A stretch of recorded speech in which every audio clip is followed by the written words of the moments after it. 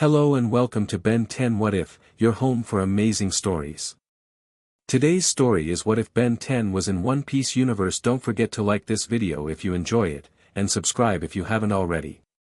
We post new stories regularly. Let's get started. Chapter 1, Stranger Tides. The familiar green flash of the Omnitrix's transformation sequence faded as Ben, currently in the form of Jetray, dodged another energy blast from his opponent. This wasn't how he'd planned to spend his Saturday. A new alien, some weird, glowing blue humanoid with shifting patterns across its skin, had appeared out of nowhere in downtown Bellwood, and naturally, Ben had jumped into action. "Hold still, you pest," the alien snarled, its voice echoing like it was speaking from inside a tunnel. "The dimensional rift won't stay stable forever." "Yeah, that sounds like a you problem," Ben called back, firing neuroshock beams from his eyes that the creature easily sidestepped.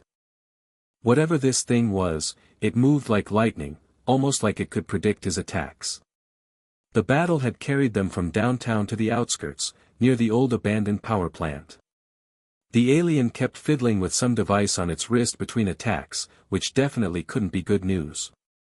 "Look, blue guy, I don't know what your deal is, but, my name is Chronix, wielder of the Omnitrix," the alien interrupted, "and I've journeyed across reality specifically to find you." That got Ben's attention. He hovered in mid-air, wings still beating. "How do you know about the Omnitrix?" Chronix laughed, a sound like breaking glass. "There are infinite realities, Benjamin Tennyson. In some, you are a hero. In others, a villain. In mine, you never existed, but tales of your device reached us nonetheless." His fingers worked frantically over the wristband. "And now I'll take it from this reality too." "Yeah, good luck with that. Everyone who's tried has failed." Ben swooped in fast, deciding to end this before Chronix finished whatever he was doing with that device. The timing couldn't have been worse.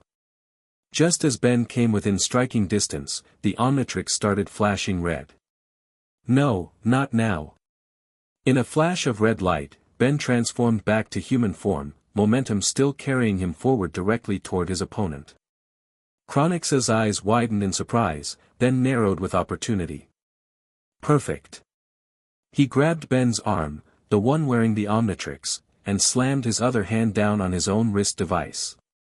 Blue light erupted around them both, a swirling vortex that felt like it was pulling Ben apart atom by atom.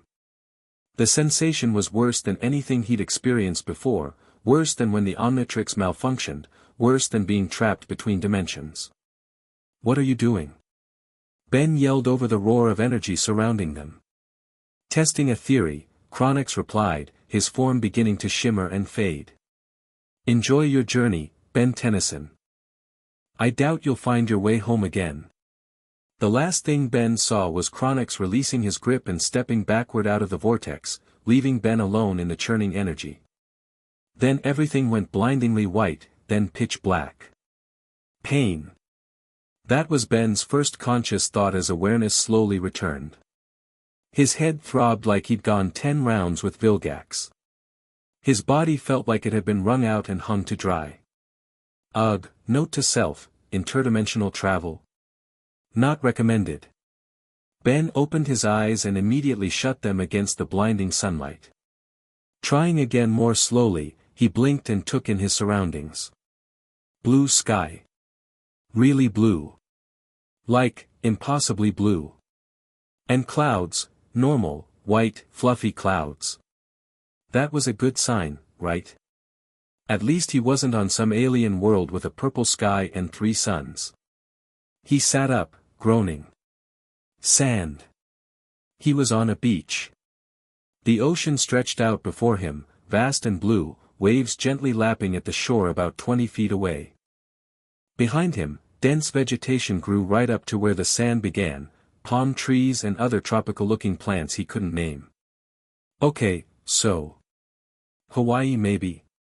Ben muttered to himself, standing up shakily. Or some deserted island. He checked the Omnitrix, still attached to his wrist, thankfully, though the face was red, indicating recharge mode. Great. A quick self-inventory revealed no serious injuries, just lots of bruises and a killer headache. His green jacket was torn at the sleeve, and one shoe was missing. How that happened during dimensional travel was anyone's guess. "Hello?" he called out. "Anyone here? Friendly neighborhood superhero needs some directions." No answer except the sound of waves and distant birds. "All right then. Guess I'm exploring." Ben trudged across the sand toward the tree line, hoping to find some indication of where Chronix had sent him. The dense vegetation proved challenging to navigate, but he managed to find what looked like a crude path cutting through the undergrowth. After about 20 minutes of hiking, sweating profusely in the tropical heat, Ben heard voices. Human voices. He quickened his pace, pushing through a final thicket of brush to find himself at the edge of a small village. It was not what he expected. The buildings were simple wooden structures with thatched roofs. People moved about dressed in clothing that looked simultaneously old-fashioned and strangely eclectic. No modern technology was immediately visible, no cars, no power lines, nothing that screamed 21st century Earth. Okay, either I'm in some remote village that technology forgot, or... Ben glanced at the Omnitrix. Or I'm really not in Kansas anymore. A few of the villagers noticed him standing at the edge of their settlement and paused in their activities, staring curiously. Ben waved awkwardly. Hi there. Sorry to drop in unannounced. Could someone tell me where I am?" An older man with a long beard approached cautiously. "You be on Coral Bay, young stranger. East Blue Territory." "East Blue?" Ben repeated. "Is that in the Pacific?" The old man squinted at him suspiciously. "Pacific? No such sea I ever heard of. This be the East Blue, one of the 4 blues." Before Ben could ask for clarification, commotion broke out on the other side of the village. People began running, some shouting in panic. "They're back. The Barracuda pirates are back." The old man's face paled. "Not again. They took almost everything last time." Ben turned toward the commotion, instinctively moving toward trouble rather than away from it. "Pirates? Like, actual pirates? With swords and eye patches? Boy, you best hide yourself. Captain Razorfin don't take kindly to strangers, and he's got a bounty of 5 million berries on his head." Berries? Ben was thoroughly confused now, but one thing was clear: people were in danger, and that meant Ben Tennyson had work to do. He checked the Omnitrix, still in recharge mode. Come on, just a little faster." From the other side of the village emerged a group of rough-looking men brandishing swords, pistols, and other weapons. Their leader, presumably Captain Razorfin, strutted at the front. He was tall and lean, with actual sharpened teeth filed to points and blue-tinted skin that made him look almost shark-like. "Greetings, pathetic islanders," Razorfin bellowed. "We're back for our monthly tribute. And since you were so stingy last time..." He made a gesture, and his men began kicking down doors and dragging villagers out of their homes. Ben ducked behind a large barrel, watching as the pirates terrorized the village. The Omnitrix was still recharging, but he couldn't just stand by. "Hey, fish face!" Ben shouted, stepping out from his hiding spot. "Why don't you pick on someone who can actually fight back?" Every head turned toward him. Razorfin looked momentarily stunned, then burst into laughter. Well. What have we here? A brave little brat with a death wish?" The pirate captain stalked toward Ben, drawing a wicked-looking cutlass. "Do you have any idea who you're talking to, boy?"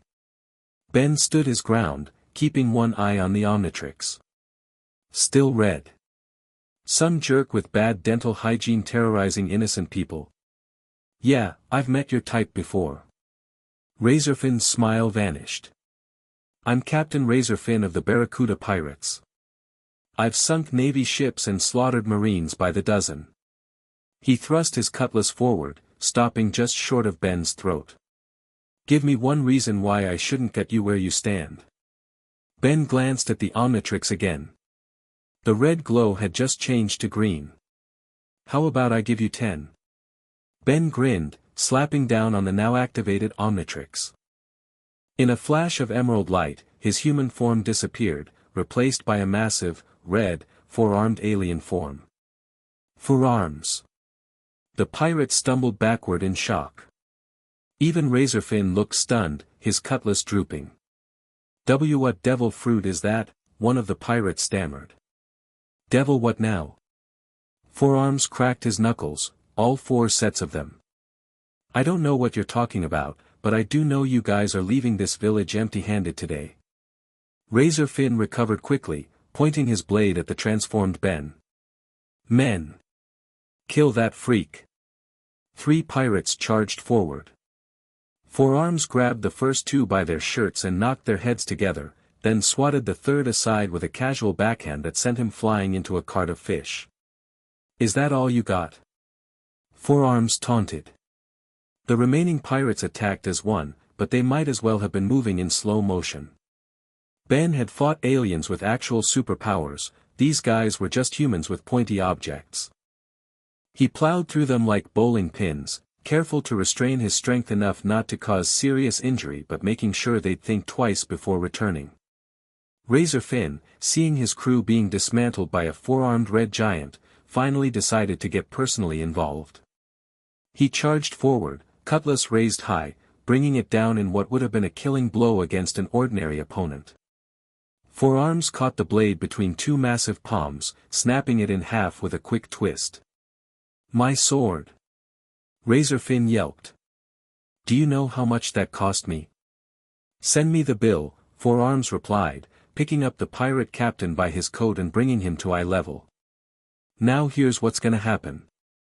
You and your goons are going to leave this village alone. Forever. Or next time, I won't be so gentle. Got it? Razorfin nodded frantically, all bravado evaporated. Good. Forearms tossed him toward his defeated crew. Now beat it. The pirates didn't need further encouragement. They scrambled to their feet, dragging their unconscious comrades, and fled toward the coast where their ship was presumably anchored. As they disappeared from sight, Ben transformed back to human form in another flash of green light. He turned to find the entire village staring at him in astonishment. So, Ben said with an awkward smile, about those directions. The next few hours were a crash course in just how far from home Ben really was. The villagers, grateful for his intervention, showered him with food and attention while bombarding him with questions about his devil fruit powers. Ben sat in the village's communal eating area, a simple open-air structure with long wooden tables, trying to make sense of everything he was hearing. So let me get this straight, he said between bites of surprisingly delicious seafood stew. This world is mostly ocean, with 4 main seas, north, south, east, and west blue, and a big dangerous strip in the middle called the Grand Line. The village elder, who'd introduced himself as Mako, nodded. That's right. We're here in the East Blue, the most peaceful of the seas, though you wouldn't know it with pirates like the Barracuda crew causing trouble. And these devil fruits give people powers, but make them unable to swim. And the world government runs everything through the Marines. You truly must have hit your head hard, young man, to forget such basic things, a woman named Sela commented as she refilled Ben's cup with fresh water. Ben had decided it was easier to go with the amnesia excuse than try explaining he was from another dimension. Yeah, guess so. And you said there's a Pirate King? Mako's eyes lit up. Ah, Gold Roger. The man who conquered the Grand Line and left the ultimate treasure, the One Piece. His execution 22 years ago sparked the great pirate era we now live in. Every pirate crew on the seas dreams of finding the One Piece and claiming Roger's title. This was a lot to take in. Ben was clearly in a completely different world, one with its own history, geography, and physics. The Omnitrix still worked, thankfully, but he had no idea how to get home, or if it was even possible. What about people who can, transform? Like I did? Ben asked cautiously. Zoan-type devil fruit users can transform into animals or animal hybrids, explained a younger man named Teru. But I've never seen one that can turn into, whatever that red thing was. And you don't have a devil fruit? Asked a wide-eyed child who'd been staring at Ben throughout the meal. Ben shook his head. No, it's this watch, the Omnitrix. He held up his wrist. It lets me transform into different beings. This prompted another round of questions that Ben did his best to deflect. The less these people knew about alien technology, the better. Where will you go now? Mako asked as the impromptu feast wound down. Those pirates might return with reinforcements once they realize you're just one person. It was a good question. Ben had no idea where to start looking for a way home. Is there someone who might know about different worlds? Someone who studies weird phenomena or advanced technology? The villagers exchanged glances. The only people with that kind of knowledge would be in the Grand Line, Teru said. Scientists working for the world government, maybe. Or Dr. Vegapunk, the child exclaimed. He knows everything. That's true, Mako nodded thoughtfully. Vegapunk is said to be the greatest scientific mind in the world. But reaching him would be nearly impossible. He works directly for the world government on classified projects. Great, Ben sighed. So my best bet is to somehow reach this Grand Line place and find a super-secret scientist. There's a Navy base on Twin Leaf Island, Sela suggested. It's about 3 days' sail from here. Maybe they could help you contact someone important. Ben considered his options, which were admittedly few. I guess that's as good a place to start as any. But I don't have a boat. We can provide you with a small sailboat, Mako offered. It's the least we can do after you saved us from those pirates. Thanks, Ben smiled gratefully. One more question though, what's a berry? That pirate captain had a bounty in berries, right? Berries are money, the child explained, giggling as if Ben had asked the silliest question imaginable. Everyone knows that. Right, Ben nodded. Silly me. The next morning, Ben set out in a small but sturdy sailboat provided by the villagers. They'd also given him basic supplies, a crude map of the surrounding islands, and a quick lesson in sailing. It wasn't much, but it was a start. As the island receded behind him, the reality of his situation sank in. He was alone in a strange world, with no clear way home, minimal knowledge of how this place worked, and only the Omnitrix to rely on. It was like his early hero days all over again, except Grandpa Max wasn't around to bail him out if things went south. Focus, Tennyson, Ben muttered to himself, adjusting the sail as Mako had shown him. You've been in worse spots. At least no one's actively trying to kill you right now. He checked the map and the small compass the villagers had provided, confirming he was headed in the right direction. According to their instructions, Twin Leaf Island was directly east, and as long as he kept the morning sun at his back, he'd be on course. The open water was simultaneously beautiful and terrifying. Ben had never been much of a sailor, and the vastness of the ocean around him was humbling. What was it the villagers had said about devil fruit users? They couldn't swim at all, the sea robbed them of their powers and their strength. Ben wondered if the Omnitrix would protect him from drowning if he fell overboard, or if he'd be as helpless as any human. Better not find out, he decided. As the day wore on, Ben practiced with the Omnitrix, cycling through his available aliens. All his transformations seemed to work normally, which was a relief. If he was going to navigate this world and find a way home, he'd need every tool at his disposal. By late afternoon, dark clouds had gathered on the horizon, and the wind picked up considerably. Ben eyed the approaching storm with concern. His crash course in sailing hadn't covered weather emergencies. Great. Just great, he grumbled as the first fat raindrop splattered against his face. Maybe I should transform and fly above the storm. But what if the boat gets destroyed? Before he could decide, a massive wave struck the small craft, nearly capsizing it. Ben clung to the mast, soaked and struggling to maintain control as the storm intensified with alarming speed. Another wave crashed over the boat, and this time Ben wasn't prepared. The force of the water tore him from his handhold, sweeping him overboard into the churning sea. Omnitrix. Ben gasped, slapping at the device as he surfaced briefly. Rip Jaws. Jet Ray. Anything.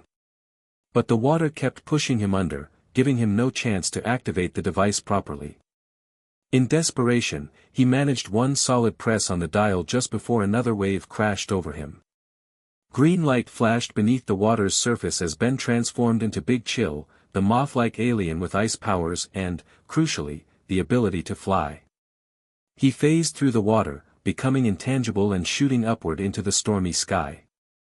That was too close, Big Chill rasped, hovering above the tempestuous sea. His boat was already gone, either sunk or carried away by the powerful currents. So much for sailing to Twin Leaf Island. With no other options, Big Chill began flying in what he hoped was still eastward, fighting against powerful wind gusts that threatened to blow him off course. The storm showed no signs of letting up, but at least as Big Chill, he was no longer in immediate danger of drowning. After what felt like hours of exhausting flight through the relentless storm, Ben spotted something through a brief break in the clouds: lights. Civilization. He angled toward them, pushing himself to maintain flight despite the Omnitrix's warning beeps indicating an imminent timeout. The lights belonged to a medium-sized island with a walled port town. Ships of various sizes were docked in the harbor, battened down against the storm. Big Chill descended rapidly, aiming for the closest sturdy surface, the roof of a large warehouse near the docks. He landed just as the Omnitrix timed out, reverting to human form in a flash of red light. Ben collapsed onto the roof, exhausted and soaked from the rain that continued to pour down. Okay, he panted. Step 1, find shelter. Step 2, figure out where I am. Step 3, hopefully find a way home. A sudden crash of thunder startled him. Looking up, Ben spotted a nearby window that led into what appeared to be an attic space. Perfect. He carefully made his way across the slippery roof and managed to pry the window open, tumbling inside just as another lightning bolt illuminated the sky. The attic was dusty but dry, filled with crates and old furniture. It would do for the night. Ben found a relatively clean tarp among the stored items and wrapped himself in it, shivering. Welcome to the One Piece world, Ben Tennyson, he murmured to himself as exhaustion overtook him. Hope you enjoy your stay, 'cause who knows how long it'll last. Ben woke to sunlight streaming through the attic window and the sounds of a busy harbor outside. For a moment, he thought he was back in his room in Bellwood, but the unfamiliar surroundings quickly reminded him of his situation. Right. Stranded in another dimension. Just another Tuesday for Ben Tennyson. He stretched, wincing at sore muscles from yesterday's ordeal. The Omnitrix had recharged overnight, which was something at least. Ben peered out the window to get a better look at where he'd ended up. The town was larger than the small village he'd left behind, with proper stone buildings and cobblestone streets. Ships of various sizes crowded the harbor, and people bustled about, carrying goods to and from the docks. Definitely not Twin Leaf Island, Ben muttered. But maybe they'll have a Navy base too. Or at least someone who can point me in the right direction. He carefully made his way out of the attic and down a rickety staircase, finding himself in a warehouse filled with barrels and crates. Workers were already busy moving cargo, but no one paid him any attention as he slipped outside into the morning bustle. The town was even more impressive up close. Despite the seemingly old-fashioned architecture, there was an energy to the place that reminded Ben of modern cities. Street vendors called out their wares, sailors exchanged loud greetings, and what appeared to be local law enforcement, men in simple uniforms, patrolled the thoroughfares. Ben's stomach growled loudly, reminding him he hadn't eaten since yesterday afternoon. Unfortunately, he had no berries to buy food with. Time for some reconnaissance. He approached a friendly-looking older woman selling newspapers from a small stand. "Excuse me, ma'am. I'm a bit lost. Could you tell me what island this is? The woman looked up, eyeing Ben's disheveled appearance with mild concern. This is Tradewind Island, young man. One of the major commerce hubs in the East Blue. She narrowed her eyes. You're not a stowaway, are you? The harbor master deals harshly with those. No, no, Ben assured her quickly. My boat was caught in the storm last night. I barely made it to shore. Her expression softened. Ah, that explains it. Nasty storm that was, we get them suddenly around these parts. You're lucky to have survived if you were in a small vessel. Yeah, lucky, Ben agreed. Is there a Navy base on this island? I need to speak with them about something important. The woman shook her head. No Navy here, though we get patrol ships stopping by regularly. The nearest base would be on Shelltown Island, about 4 days sailing east. She tilted her head curiously. What business would a young man like you have with the Navy? It's complicated, Ben replied vaguely.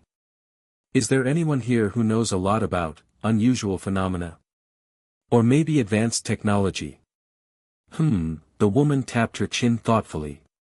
You might want to speak with Old Man Gibbs. He used to be a Grand Line navigator before he retired. Seen all sorts of strange things, if his stories are to be believed. He runs the Rusty Anchor Tavern down by the South Pier. Thanks. Ben smiled gratefully. One more thing, where might a hungry traveler with no money get something to eat around here? The woman looked sympathetic. The Fishermen's Guild provides a free meal at noon for sailors down on their luck. It's nothing fancy, but it's hot and filling.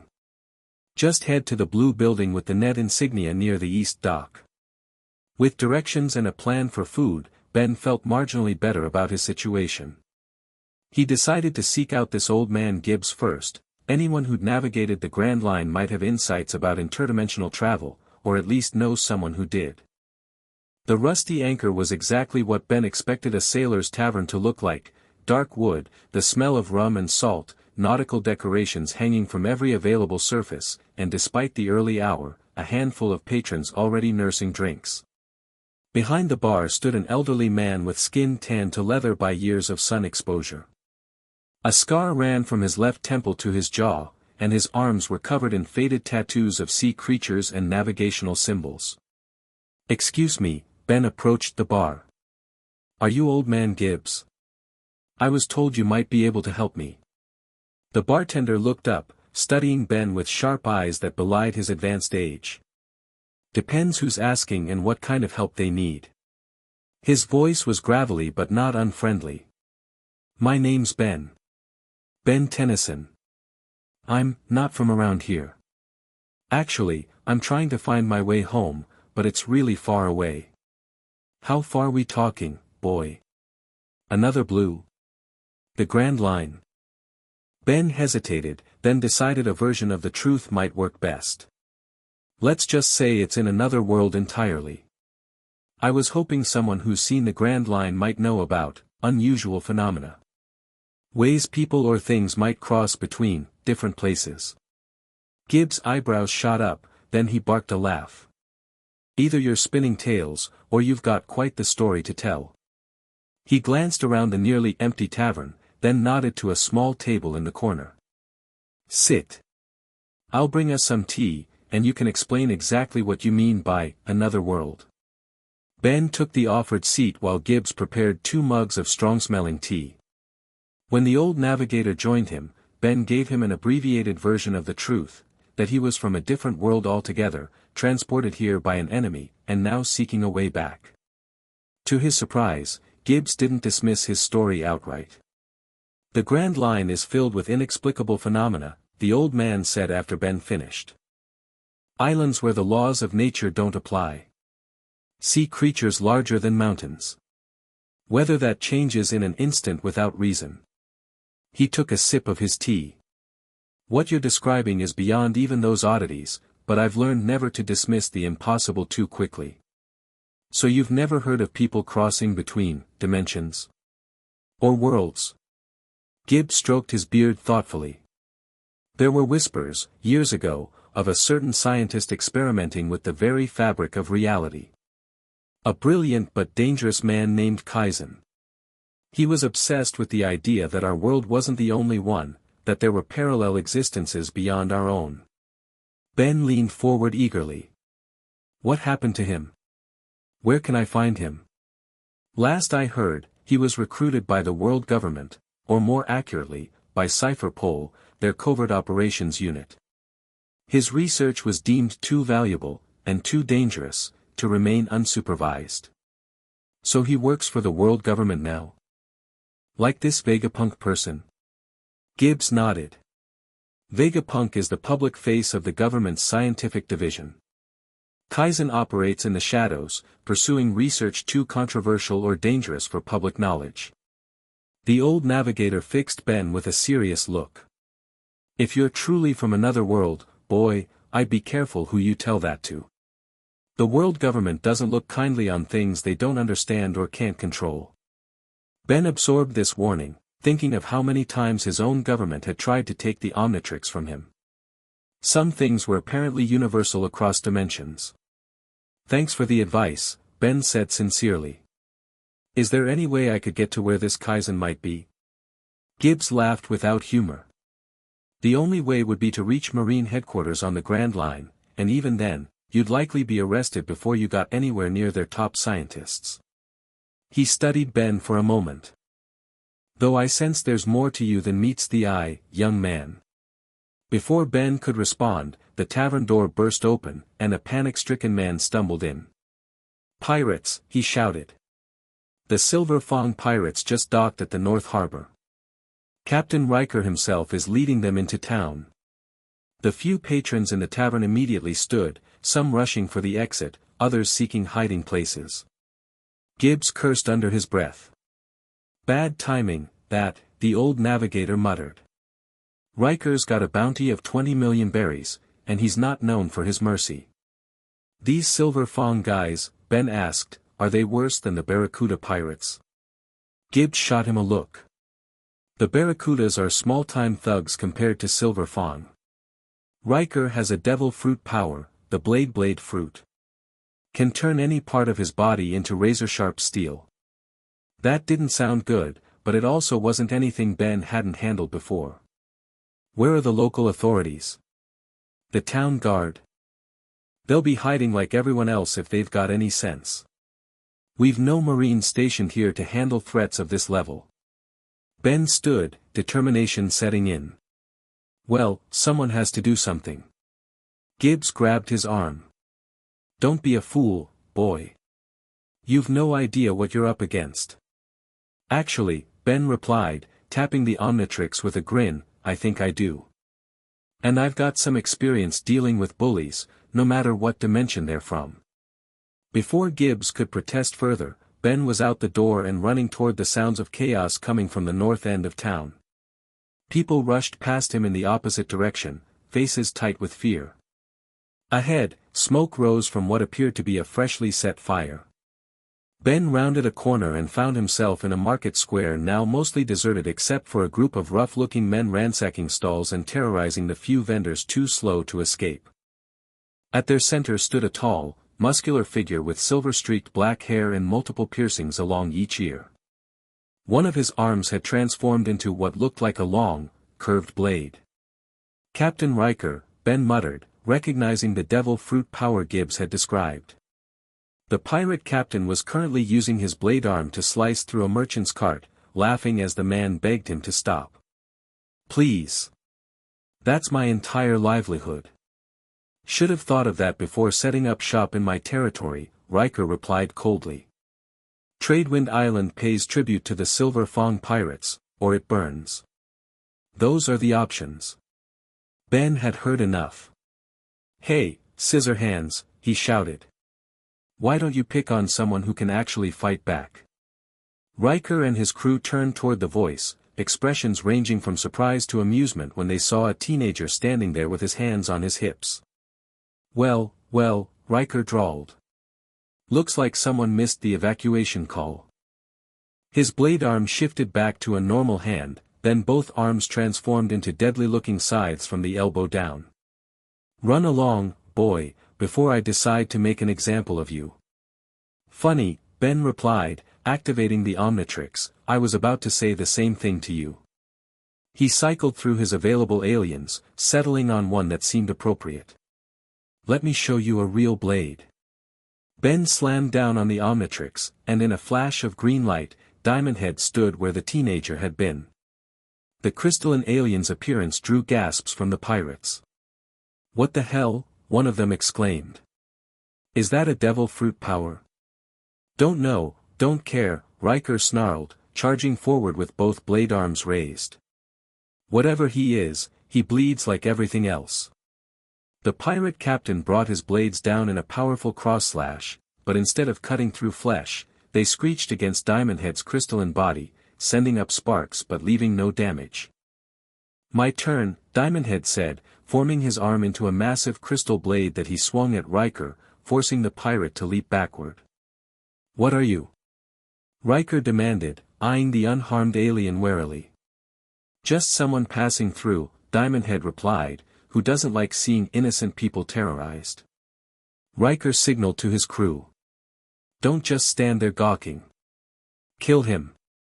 The pirates snapped out of their shock and rushed forward, brandishing weapons. Diamond Head formed crystal projectiles on both arms and fired a barrage that knocked several pirates off their feet. Others he engaged directly, his crystalline body impervious to their swords and bullets.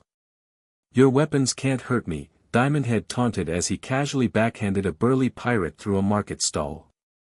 "But I bet my crystals can hurt you just fine." Riker, seeing his crew being decimated, let out a roar of frustration and charged again, this time transforming both arms into serrated, whip-like blades that extended and lashed out with incredible speed. One caught Diamond Head across the chest, and while it didn't cut through his crystal body, the force was enough to send him staggering backward. The pirate captain pressed his advantage, blade whips slashing from multiple angles too quickly to dodge completely. Diamond Head absorbed the attacks, but each impact pushed him back further. He needed to change tactics. Concentrating, he drove his fists into the ground, channeling his power to create a forest of crystal spikes that erupted from the cobblestones in a wave heading straight for Riker. The pirate captain's eyes widened in shock as he leapt to avoid the crystal eruption, but not quickly enough. Sharp crystal formations caught his leg, trapping him in place as more crystals grew around him. "What is this power?" Riker snarled, struggling against the crystal prison that now encased him from the waist down. He transformed both arms into massive cleavers and hacked at the formations, but they regrew as quickly as he could cut them. "Give up," Diamond Head advised, approaching the trapped pirate. "Your blade powers aren't enough against me. I'll kill you for this humiliation." Riker spat, still struggling futilely. Yeah, get in line," Diamond Head replied dismissively. He looked around at the remaining pirates, who stood frozen in shock at seeing their captain defeated. "Anyone else want a piece of me? Or are you ready to leave this island and never come back?" The pirates exchanged glances, then dropped their weapons and ran for the harbor, abandoning their captain without hesitation. "Cowards!" Riker shouted after them. "I'll hunt down every last one of you traitors." "I'd worry about yourself right now," Diamond Head told him. "You've got bigger problems." As if on cue, townspeople began cautiously returning to the square, staring in awe at the crystalline being and the trapped pirate captain. The town guards arrived as well, though they kept their distance, clearly uncertain how to handle the situation. In a flash of green light, Diamond Head reverted to Ben, drawing gasps from the onlookers. "He's just a kid. Did you see that? He turned into some kind of crystal monster. He defeated Captain Riker single-handedly." Old Man Gibbs pushed through the gathering crowd, looking at Ben with newfound respect and interest.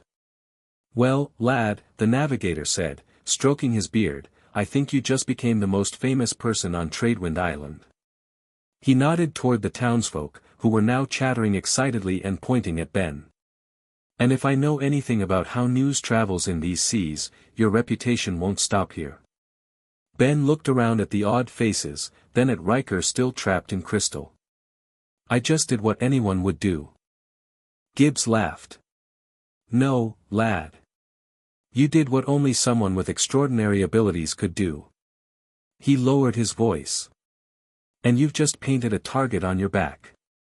The Marines will want to know about you, and so will every power-hungry pirate and world government agent in the East Blue. Great, Ben sighed. Just what I needed. On the bright side, Gibbs continued with a sly smile, I think I might know someone who can help you get to the Grand Line, if that's still your destination. After this display, I suspect you might have the strength to survive the journey after all. Ben perked up. Really? Who? An old acquaintance who captains a merchant vessel. He makes regular runs to Logue Town, the last stop before the Grand Line. He owes me a favor or 20. For the first time since arriving in this strange world, Ben felt a glimmer of hope. If he could reach the Grand Line, he might find this scientist Kaizen, and with him, a way back home. When can I meet this captain? His ship docks tomorrow, Gibbs replied. In the meantime, I suggest you enjoy your new celebrity status. The town will be throwing you a feast tonight, if I'm not mistaken. The old navigator glanced at the still cursing Riker. After they figure out what to do with our friend here, of course. As Gibbs predicted, Ben found himself the guest of honor at an impromptu celebration that evening. The town's central square had been transformed with tables laden with food, musicians playing lively tunes, and seemingly everyone on the island wanting to shake his hand or hear his story. Ben kept the details vague, saying only that he was a traveler with special abilities who happened to be in the right place at the right time. Most assumed he was a devil fruit user and didn't press for specifics when he didn't offer them. To our hero, the town mayor toasted, raising a glass. The young man who single-handedly defeated the dreaded Silver Fang pirates. Cheers erupted around the square as everyone drank to Ben's health. It was reminiscent of the recognition he sometimes received back home, though without the media circus that usually accompanied his heroics in Bellwood. They've locked Riker in a reinforced cell until a marine ship can come collect him, Gibbs informed Ben as they enjoyed the feast. His bounty alone will bring a tidy sum to the town's coffers. What about his crew? Ben asked. Fled with their ship before the guards could organize a pursuit, Gibbs shrugged. But without their captain, they're unlikely to return. After dinner, a steady stream of townspeople approached to thank Ben personally. Among them was the merchant whose cart Riker had destroyed. I don't know how to thank you, young man, he said earnestly. Everything I owned was in that cart. You don't need to thank me, Ben assured him. I'm just glad I could help. Nevertheless, the merchant pressed, please accept this as a token of my gratitude. He handed Ben a small pouch that clinked with coins. It's not much, just the money I had on me when the pirates attacked, but it should help you on your journey. Ben tried to refuse, but the merchant was insistent. Similar gifts followed from other grateful townspeople, new clothes to replace his tattered ones, a sturdy backpack filled with provisions, and more berries than Ben knew what to do with. By the time he returned to the Rusty Anchor, where Gibbs had offered him a room for the night, Ben was overwhelmed by the generosity. People here are amazing, he told Gibbs as they shared a nightcap, juice for Ben, rum for the navigator. Back home, people are grateful when you save them, but they don't usually shower you with gifts. Gibbs finished with a chuckle. The East Blue may seem peaceful compared to the Grand Line, but these folk live with the constant threat of pirate attacks. What you did today gave them something they haven't felt in a long time, hope. I was just doing what's right, Ben said, somewhat embarrassed by all the attention. A rare quality in these seas, Gibbs remarked. Which reminds me, he reached under the bar and pulled out a folded piece of paper, sliding it across to Ben.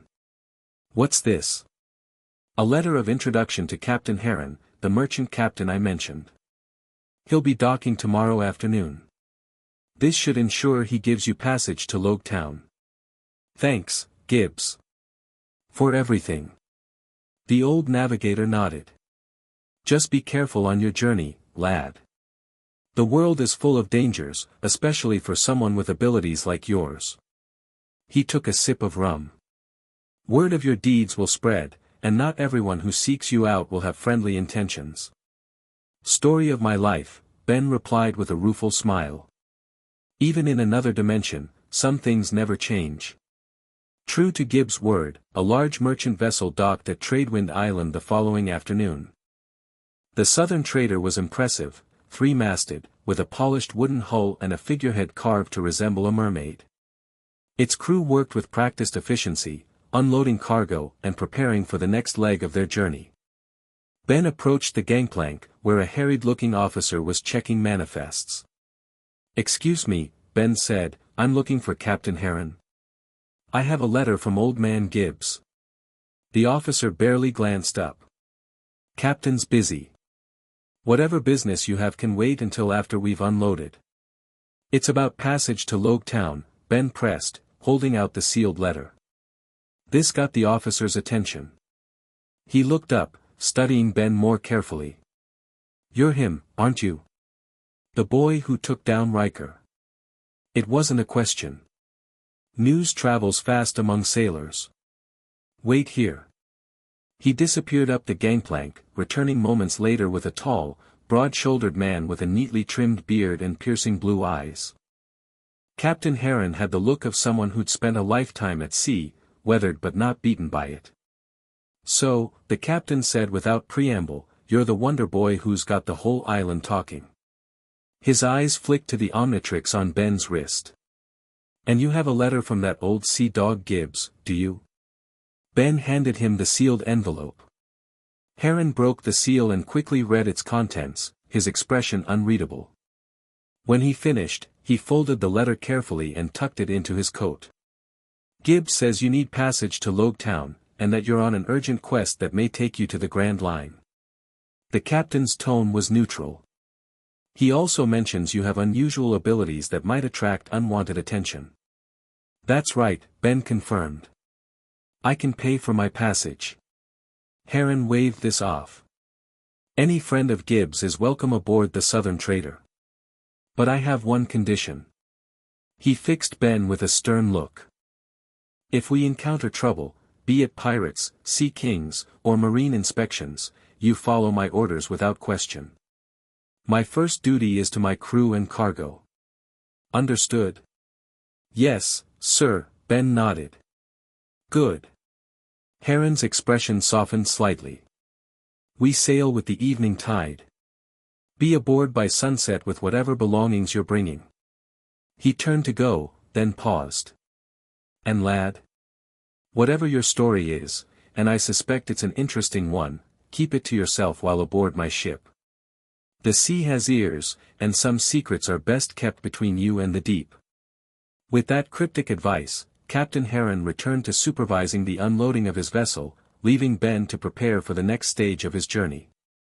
As sunset approached, Ben said his goodbyes to Gibbs and the other townspeople who'd come to see him off. The old navigator clasped his hand firmly.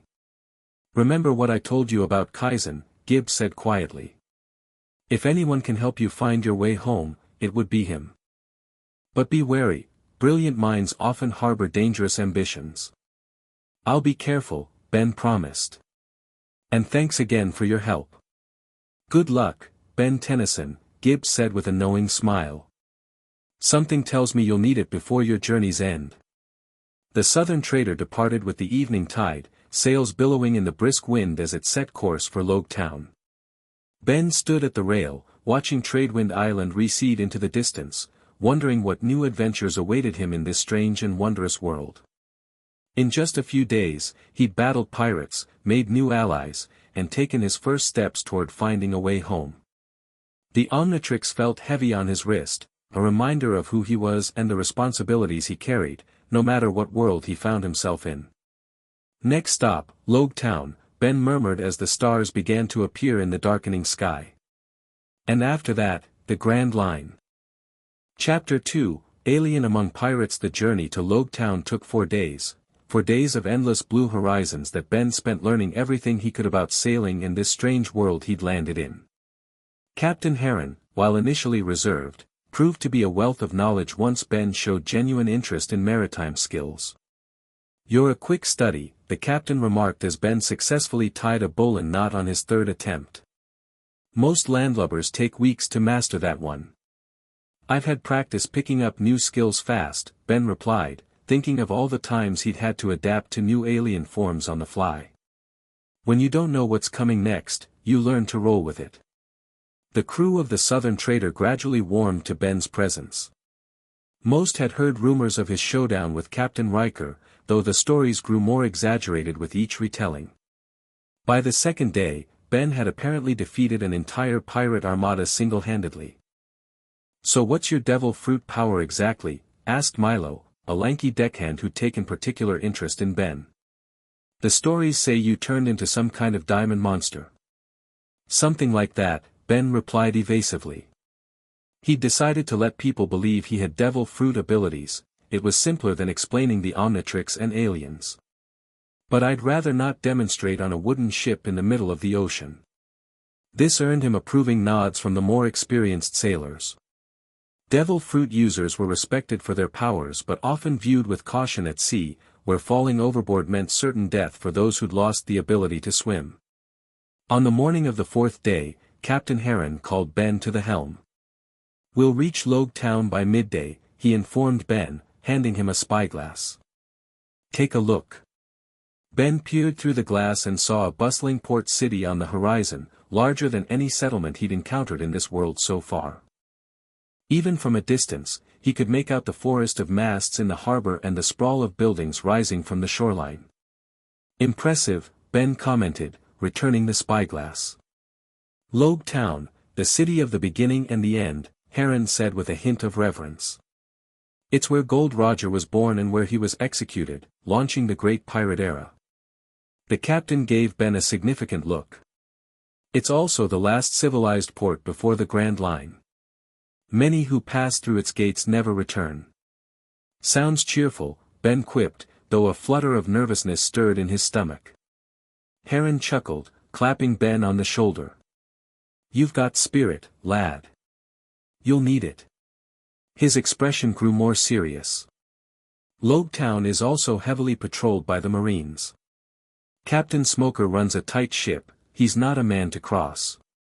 Keep your head down and your abilities to yourself if you can." "I'll be careful," Ben promised. "One more thing," Heron added, lowering his voice.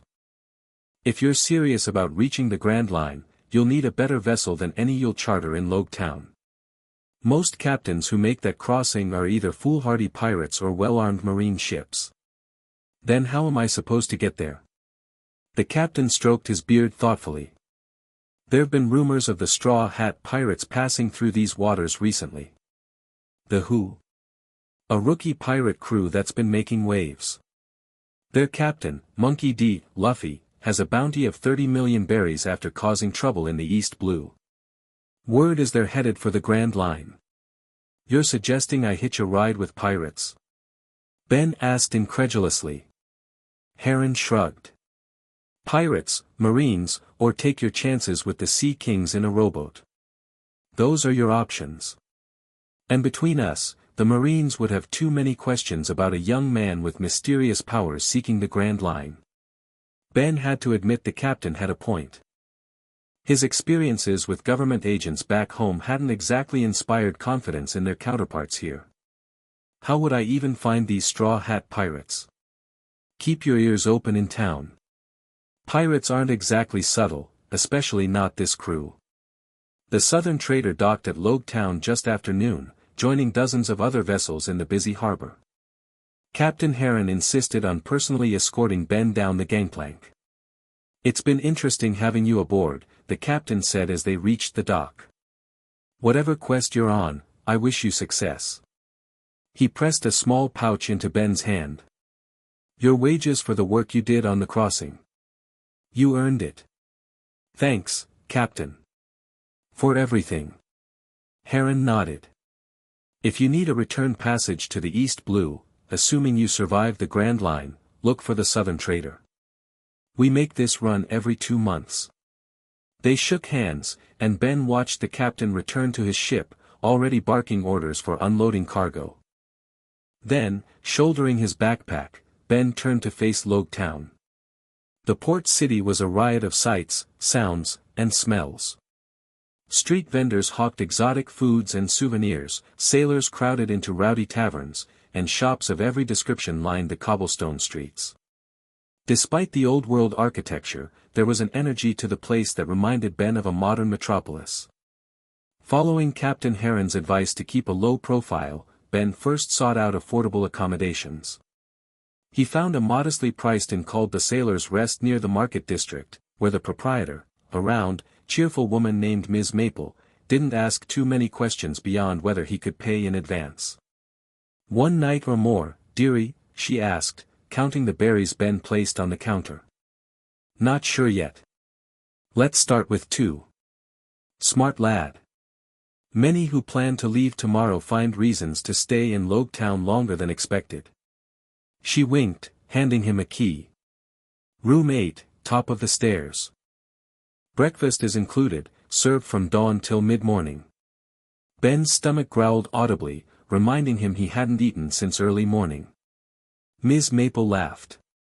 "Sounds like you could use a meal now, not just at breakfast. The Gold Roger Tavern down the street has the best fish stew in the East Blue." "Thanks, I'll check it out." After dropping his meager belongings in his room, a simple but clean space with a bed, a small desk, and a window overlooking a side street, Ben headed out in search of food and information. The Gold Roger Tavern proved easy to find, marked by a weathered wooden sign depicting a grinning pirate with an impressive mustache. Inside, the tavern was crowded but not packed, with a mix of sailors, locals, and the occasional person who might have been a pirate, though Ben wasn't yet confident in identifying them.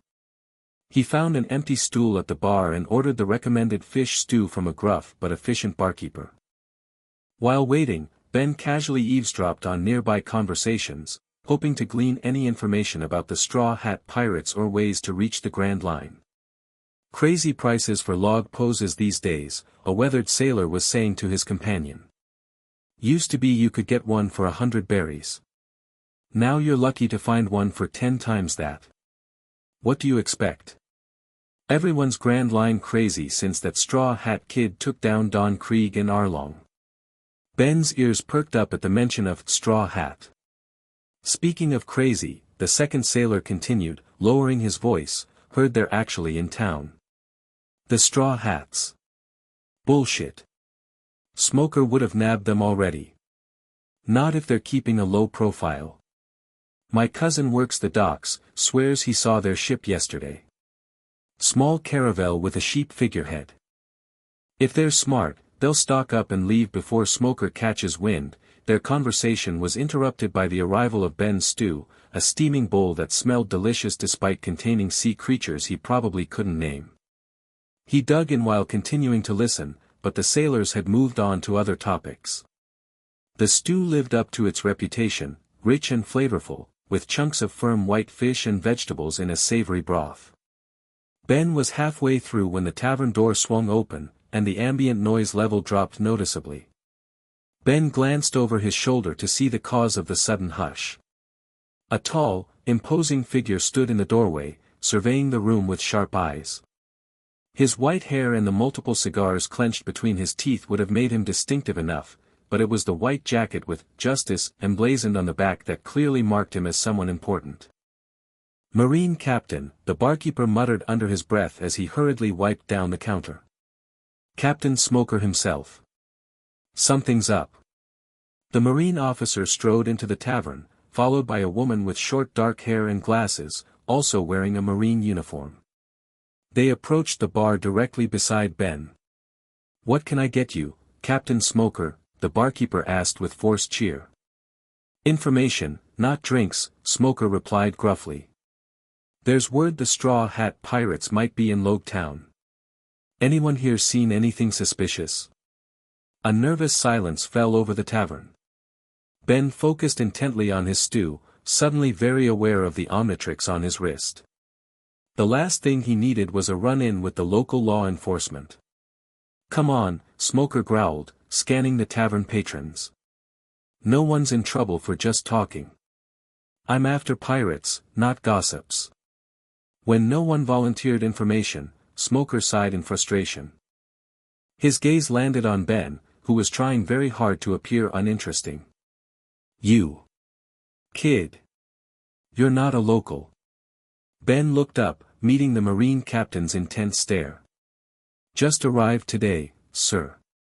Where from? Tradewind Island. Worked passage on a merchant vessel. Smoker studied him for a long moment, and Ben had the uncomfortable feeling the man could somehow see right through him. Finally, the Marine captain grunted. Keep your eyes open. You see anyone suspicious, especially a scrawny kid with a straw hat, report it immediately to any Marine patrol. Will do, Ben nodded, eager to end the interaction.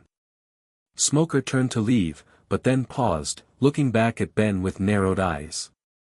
What's that on your wrist? Ben's heart skipped a beat. This?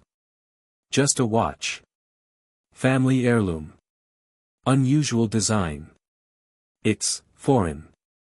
My grandfather brought it back from his travels. Smoker didn't look entirely convinced, but after another long look, he moved on, leaving the tavern with his subordinate. Conversations gradually resumed once they were gone, though at a more subdued volume. You got lucky, kid, the barkeeper commented, refilling Ben's water glass unasked. Smoker doesn't usually let strangers off with such a brief questioning. Is he always that intense? Always. But he's fair, protects the town from the worst pirates without bothering honest folk too much. The barkeeper leaned closer. Word of advice though. If you're planning anything that skirts the law, do it elsewhere. Nothing gets past Smoker in Logue Town. Just passing through, Ben assured him. That's what they all say. The barkeeper winked. Just watch yourself. After finishing his meal, Ben decided to explore the town, particularly the harbor area where he might spot the Straw Hats ship based on the description he'd overheard. The afternoon sun beat down as he made his way through the crowded streets, taking in the sights of this bustling hub of commerce and adventure. The harbor was even busier than when he'd arrived, with ships of all sizes loading and unloading cargo. Ben scanned the docked vessels, looking for a small ship with a sheep figurehead. After about 20 minutes of searching, he spotted a caravel that matched the description, modestly sized with a distinctive sheep's head at the bow. That must be it, Ben murmured to himself. The Straw Hats ship. He casually made his way closer, trying not to look too obvious in his interest. There didn't appear to be anyone aboard, which made sense if the crew was in town gathering supplies for their Grand Line journey. Now came the tricky part, how to approach a pirate crew and convince them to let him join their voyage without coming across as either a threat or a liability. Ben decided his best bet was to simply wait near the ship until someone returned, then improvise from there. He found a stack of crates that offered both a good view of the caravel and some shade from the afternoon sun, and settled in to wait. He didn't have to wait long. After about an hour, Ben spotted a bizarre trio approaching the docks, a young man with a long nose, a pretty orange-haired woman, and what appeared to be a small, walking, talking reindeer carrying a medical bag. The strangest part wasn't even the reindeer, but how openly they discussed their plans within earshot of anyone paying attention. Luffy and Zoro better not be late, the woman was saying. The log pose is set, and we need to leave before Smoker realizes we're here. Relax, Nami, the long-nosed young man replied. Sanji's with them. He'll make sure they don't get into too much trouble. Guys, the reindeer interrupted, sniffing the air nervously. Someone's watching us. All three stopped, their eyes scanning the dock until they landed on Ben, who realized too late that his hiding spot wasn't as inconspicuous as he'd thought. Hi there, Ben said, stepping out from behind the crates with his hands raised to show he meant no harm. Sorry, I couldn't help overhearing. Are you guys the Straw Hat Pirates? The trio exchanged alarmed glances. Who wants to know? The woman, Nami, apparently, demanded, her hand moving to a weapon at her side. My name's Ben. Ben Tennyson. I'm looking for passage to the Grand Line, and I heard your crew might be heading that way. And why should we take a stranger aboard? The long-nosed man asked, trying to sound tough despite his obvious nervousness. For all we know, you could be working with the Marines. I'm not, I swear. Look, I just need to get to the Grand Line to find someone who might be able to help me get home. Ben decided honesty might be his best approach. I have abilities that could be useful to your crew. I can pull my weight. Abilities? The reindeer piped up, curiosity overcoming caution. Like a devil fruit power? Something like that, Ben hedged. It's complicated. Nami crossed her arms. Show us. Ben hesitated, glancing around the dock. Here. There are Marines everywhere. Exactly, she replied with a sly smile. If you're willing to demonstrate despite that risk, we'll know you're not with them. It was a test, Ben realized. A risky one, but he needed to gain their trust somehow. He checked their surroundings, no Marine patrols in immediate sight, and they were partially concealed by stacked cargo. All right, but just a quick demonstration. Ben activated the Omnitrix, cycling through to a form that wouldn't cause too much commotion. Here goes nothing. He slapped down on the dial, and in a flash of green light, transformed into gray matter, one of his smaller, less conspicuous aliens. What the?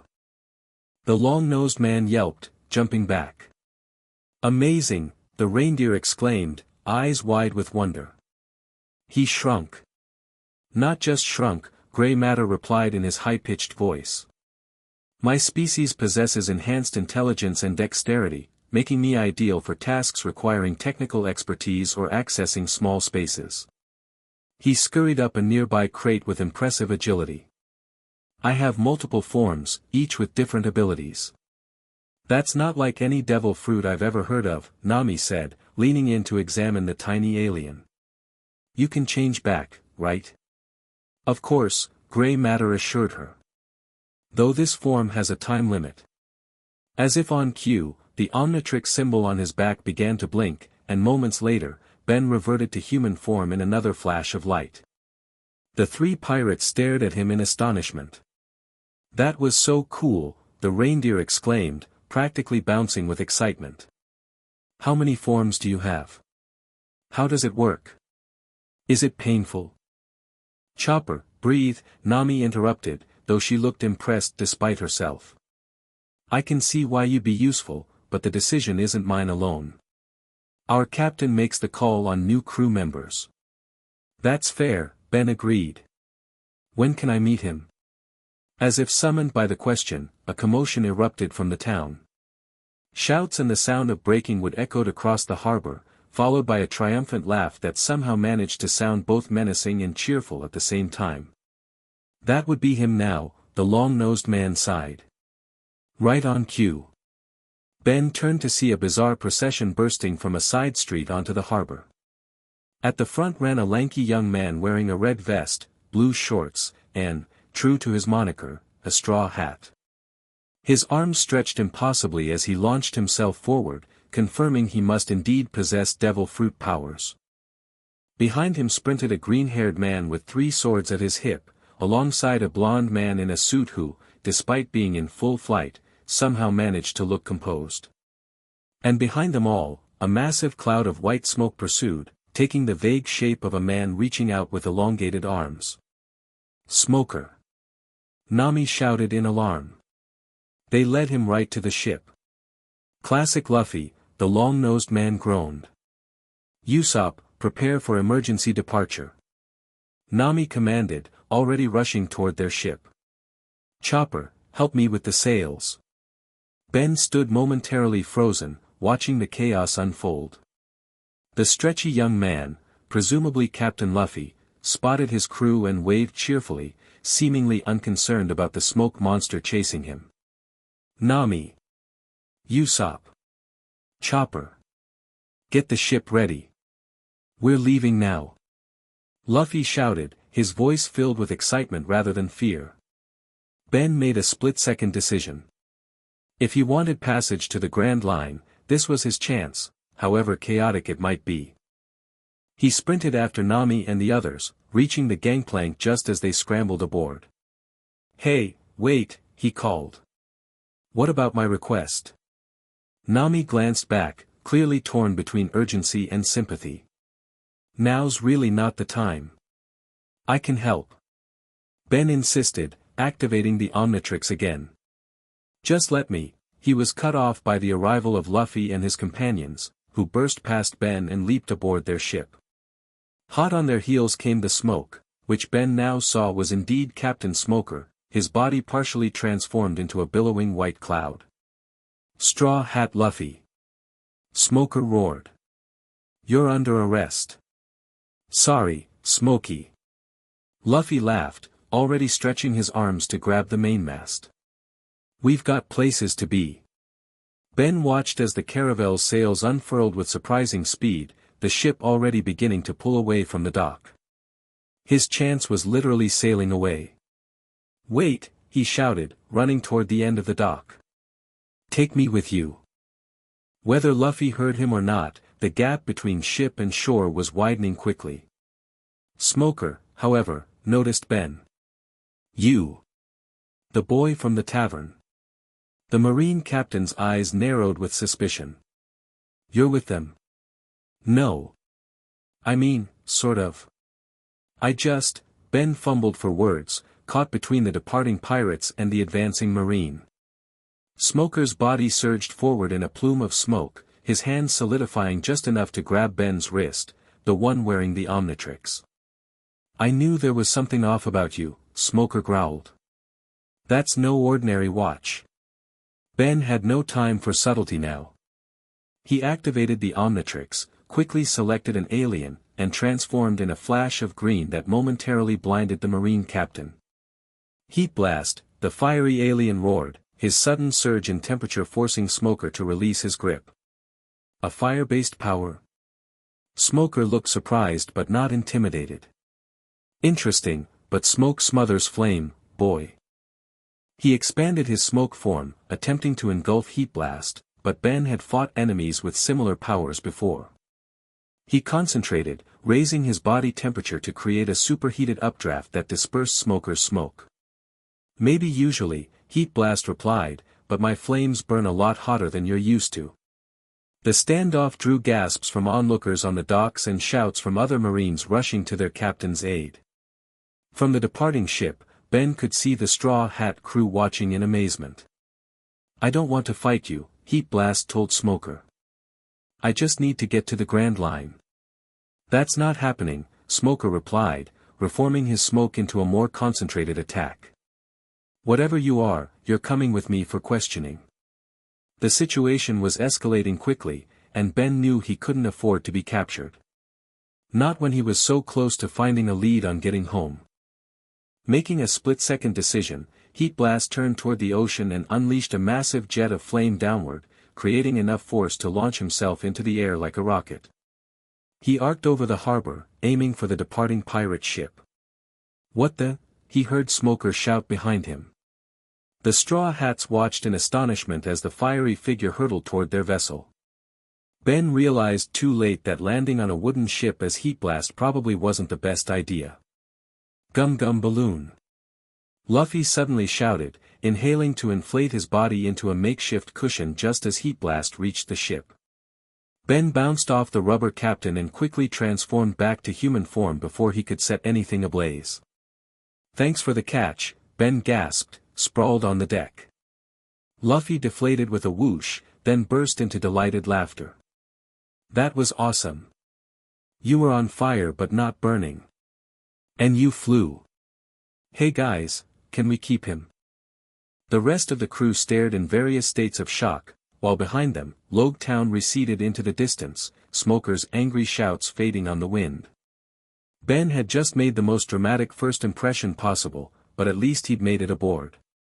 Now he just had to convince this eccentric pirate crew that he was worth bringing along to the Grand Line.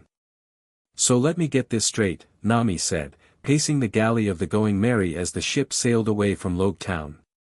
"You're from another world entirely, you have a device that lets you transform into different aliens, and you need to reach the Grand Line to find a scientist who might help you get home. The entire Straw Hat crew had gathered to hear Ben's story after their narrow escape. Ben had decided that honesty was his best approach. These people had seen his transformation firsthand, and making up a cover story seemed pointless. "That's the short version, yeah," Ben confirmed. "I know it sounds crazy, it's so cool." Luffy interrupted, stars practically shining in his eyes.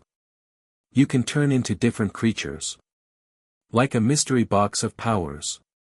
That's even better than a devil fruit." "It's certainly unusual," commented the blonde man, who'd introduced himself as Sanji, the crew's cook. He took a drag from his cigarette, eyeing Ben skeptically. "But why seek help from pirates? The world government has the most advanced scientists." "From what I've heard, the government isn't exactly welcoming to outsiders with strange abilities," Ben replied. "Besides, the scientist I'm looking for, Dr. Kaizen, apparently works on classified projects. I'd probably be arrested before I got anywhere near him." "Kaizen?" The green-haired swordsman, Zoro, frowned. "That name sounds familiar." There were rumors. Robin, the dark-haired archaeologist, spoke up from where she sat reading in the corner. "A scientist whose research into dimensional boundaries was deemed too dangerous for public knowledge. The world government supposedly recruited him years ago." "You've heard of him?" Ben asked eagerly. "Only whispers. The kind of information that gets people disappeared if they discuss it too openly." Robin closed her book, giving Ben her full attention. "If you're truly from another dimension, you may be exactly what Dr. Kaizen has been searching for." A chill ran down Ben's spine. "What do you mean?"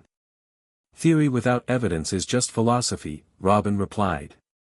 "If Kaizen has been researching dimensional travel, he'd need proof that other dimensions exist, and eventually, a test subject." "Great," Ben muttered. "So I might be walking into a trap. Or offering yourself as a lab rat," Nami added bluntly. "But you still need to find him," Luffy stated, surprisingly perceptive beneath his carefree demeanor. "Because he's your best chance to get home." Ben nodded. "Exactly. Then it's settled." Luffy slapped the table decisively. "We'll help Ben find this mystery doctor." "Whoa, just like that?" Usopp exclaimed. "We don't even know where to look." "Actually," Robin interjected, "if Kaizen is working on classified research for the world government, there's a logical place to start. Marine headquarters at Marineford. The heavily fortified center of marine operations in the Grand Line." Nami asked incredulously. "The place we're specifically trying to avoid?" "I didn't say it would be easy," Robin replied with a small smile. "We'd need more information first," Sanji reasoned. "Maybe there's a research facility elsewhere, something less heavily guarded than headquarters itself." "I can't ask you guys to risk yourselves just to help me get home," Ben said, uncomfortable with the direction the conversation was taking. "Just getting me to the Grand Line would be enough." Luffy laughed. "We're pirates. Risk is what we do." He grinned widely at Ben. "Besides, I've decided, you're joining our crew until you find a way home." "Shouldn't we vote on that or something?" Usopp suggested nervously. "I think it's great." Chopper chimed in. "Ben's transformations are amazing. Think of all we could learn." "An extra fighter wouldn't hurt," Zoro commented with a shrug. "Especially one with versatile abilities." "As long as he doesn't eat as much as Luffy," Sanji added. "Our food supplies are limited." "Wait, don't I get a say in this?" Ben asked. "Of course," Luffy replied seriously. "Do you want to join my crew temporarily, have adventures, and find your way home? Or do you want to be thrown overboard?" His serious expression immediately cracked into another grin, revealing he was, mostly, joking about the second option. Ben couldn't help but smile. There was something infectious about Luffy's enthusiasm and straightforward nature. "When you put it that way, I accept your invitation, Captain." "Excellent. Luffy cheered. Now, Sanji, meet. We need to celebrate our new nakama. As the crew dispersed to prepare for the impromptu celebration, Ben found himself standing at the ship's railing, watching the endless blue horizon. Nami approached, leaning on the rail beside him. You should know, she said without preamble, once Luffy decides someone is crew, he'll risk everything for them. That's just how he is. I noticed, Ben replied. He seems different from what I expected a pirate captain to be. Nami smiled fondly. Luffy defies everyone's expectations. But make no mistake, joining this crew, even temporarily, means you'll face dangers you can't imagine. The Grand Line isn't called the pirate graveyard for nothing. I've faced my share of dangers, Ben assured her. And I promise I won't be dead weight. My aliens can help in a lot of situations. They better, Nami replied, though her tone was light. Because we're heading straight for the most unpredictable sea in the world. Ben's first full day aboard the Going Merry was a crash course in the realities of Grand Line navigation. The morning began peacefully enough, calm seas, clear skies, a perfect day for sailing. By noon, they'd experienced hail, fog, and what Nami described as a minor cyclone, all without sailing near any visible weather systems. The Grand Line's magnetic fields mess with everything, Nami explained as she checked their course against the log pose, a special compass designed for Grand Line navigation. Normal compasses are useless, and the weather changes on a whim. Without a log pose and a skilled navigator, that's me, ships get lost and never return. That's reassuring, Ben replied dryly. Just be glad we're not facing a real Grand Line storm yet, Sanji added as he distributed mugs of hot tea to the crew. Those can snap masts like twigs and swallow entire ships. The day wasn't all meteorological terror, though. Between weather crises, Ben got to know his temporary crewmates better. Usopp regaled him with outlandish tales that Ben was fairly certain were mostly fabricated. Chopper peppered him with questions about his transformations, particularly the biological aspects. Zoro mostly napped or trained with his weights, though he did inquire whether Ben had any sword-fighting experience. He didn't. Sanji proved to be an amazing cook, and Luffy, well, Luffy was a constant whirlwind of energy, enthusiasm, and demands for Ben to show off different transformations. Turn into the fire guy again. Luffy requested for the third time that day. Not on the wooden ship, Nami and Usopp chorused in alarm. What about the diamond one you used against those pirates? Luffy suggested instead. That sounds cool. Diamond Head? Sure, that should be safe enough. Ben activated the Omnitrix and transformed in a flash of green light. Where the teenager had stood now towered the crystalline alien, his body reflecting the afternoon sun in prismatic patterns across the deck. Whoa! Luffy's eyes bulged comically. You really are made of diamond. Actually, it's a silicon-based crystalline substance, Diamond Head corrected, flexing one arm. But Diamond gets the point across. Can you make diamonds? Nami asked, suddenly very interested. Like, the kind worth money? Not exactly, Diamond Head laughed. I can generate and control crystal formations, but they're not valuable gems. To demonstrate, he extended his hand, creating an intricate crystal sculpture of the Going Merry in his palm. Still amazing, Chopper breathed, examining the miniature ship with wonder. What else can you do? Zoro asked, finally showing genuine interest. Diamond Head morphed one arm into a blade. I'm pretty much indestructible in this form. Bullets, blades, even explosions just bounce off. And I can do this. He fired crystal shards from his fingertips with precision, embedding them in a wooden target Usopp had set up for slingshot practice. Impressive, the swordsman acknowledged. Could be useful in a fight. Trust me, it has been. Many times. The demonstration was interrupted by Nami's sudden shout from the helm. Island ahead. And, it looks like there's a ship in trouble. Everyone rushed to the bow, where they could now see a small island on the horizon. Near its shores, smoke rose from what appeared to be a damaged vessel listing dangerously to one side. Pirates? Usopp asked nervously, adjusting his goggles for a better view. No, Jolly Roger, Nami replied, peering through a spyglass. Looks like a research vessel of some kind. There's insignia on the hull, but I can't make it out from this distance. We should help them, Luffy declared immediately. Wait, Zoro cautioned. Could be a trap. The Grand Line is full of schemes to lure in unsuspecting ships. Ben, still in Diamond Head form, considered their options. I could scout ahead. This form can withstand most attacks, and I'm pretty much unsinkable. Can you swim? Nami asked. Not well in this body, but I can walk along the seabed if needed. Luffy nodded approvingly. Good plan.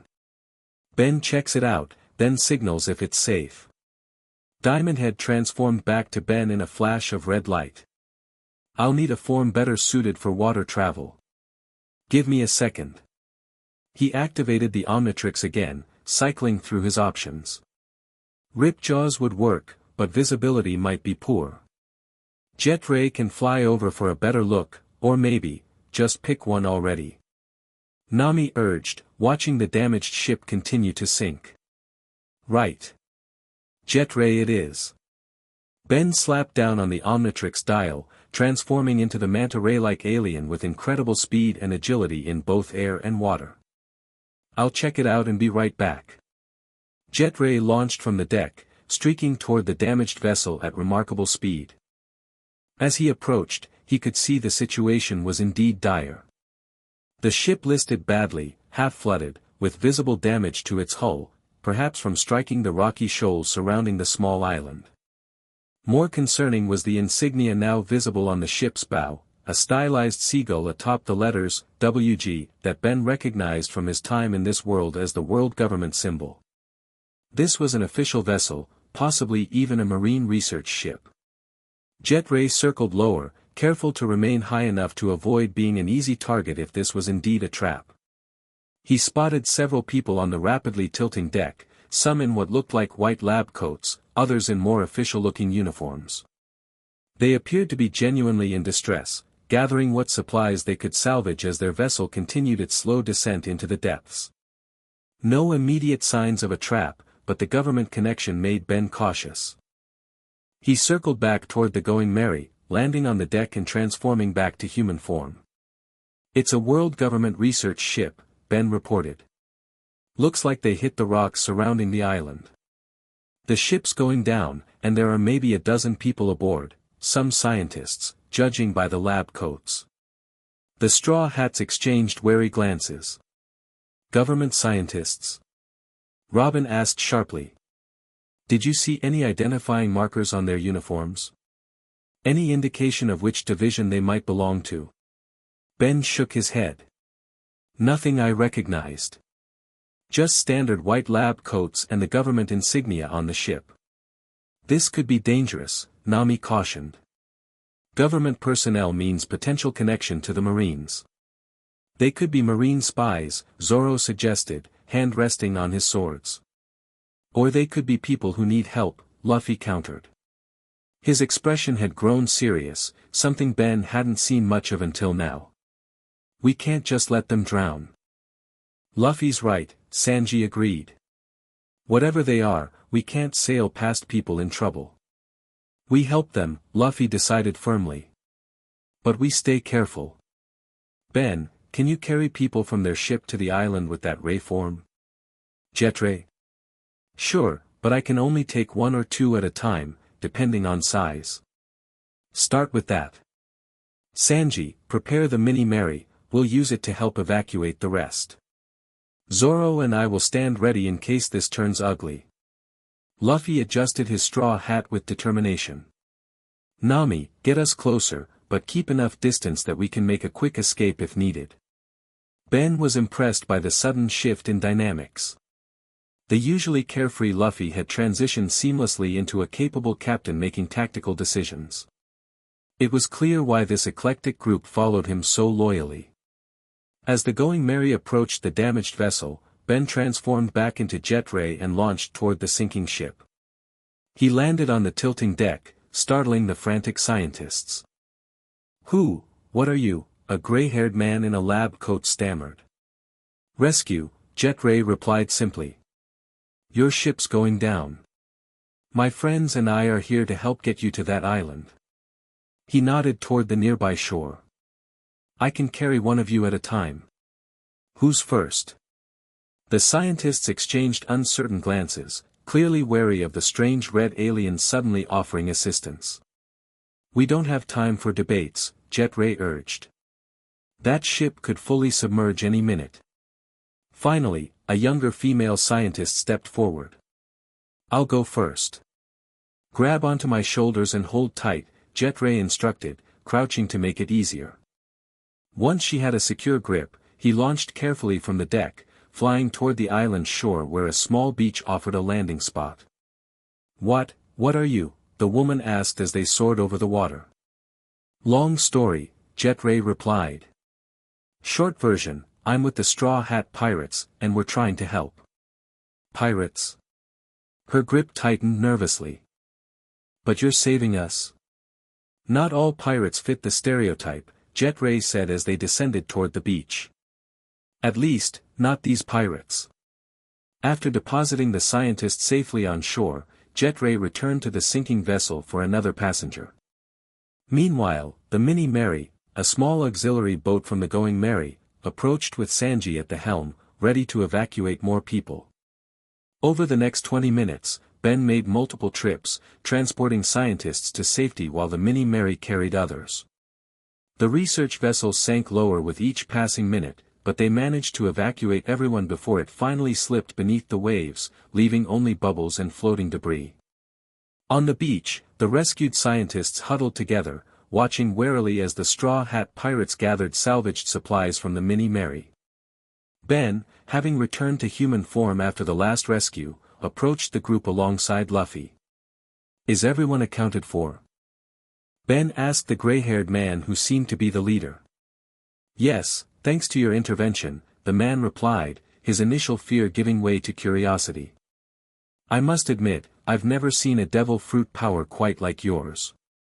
The ability to transform into such a creature." "It's not a devil fruit," Ben corrected automatically, then mentally kicked himself. Revealing too much to government scientists probably wasn't wise. The man's eyebrows shot up. "Not a devil fruit? Then how?" "That's not important right now," Luffy interrupted, displaying that surprising perceptiveness again. "What matters is everyone's safe. What happened to your ship?" The lead scientist sighed. "Navigation error. The Grand Line's magnetic fields are notoriously unpredictable, and we lost our log pose in a storm 3 days ago. We've been trying to navigate by stars, but..." He gestured toward the sunken ship. "The results speak for themselves. What kind of research vessel doesn't carry a spare log pose?" Nami asked suspiciously. "We did," another scientist replied. "It was defective. Kept pointing straight down instead of toward the next island." "And what exactly were you researching?" Robin inquired, her tone casual but her eyes sharp. The scientists exchanged glances, a silent communication passing between them. "Marine biology," the lead scientist finally answered. "Specifically, the unique aquatic life forms that thrive in the Grand Line's unusual conditions." It wasn't the most convincing lie Ben had ever heard, and judging by the skeptical expressions on the Straw Hats' faces, they weren't buying it either. But Luffy, surprisingly, let it slide. "Well, you're stranded now," the rubber captain observed. "This island doesn't look inhabited." "It's not," the lead scientist confirmed. "It's barely even charted. Just a rocky outcropping with minimal vegetation.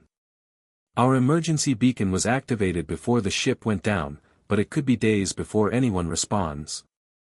"Then we'll help," Luffy declared, much to the visible surprise of both his crew and the scientists.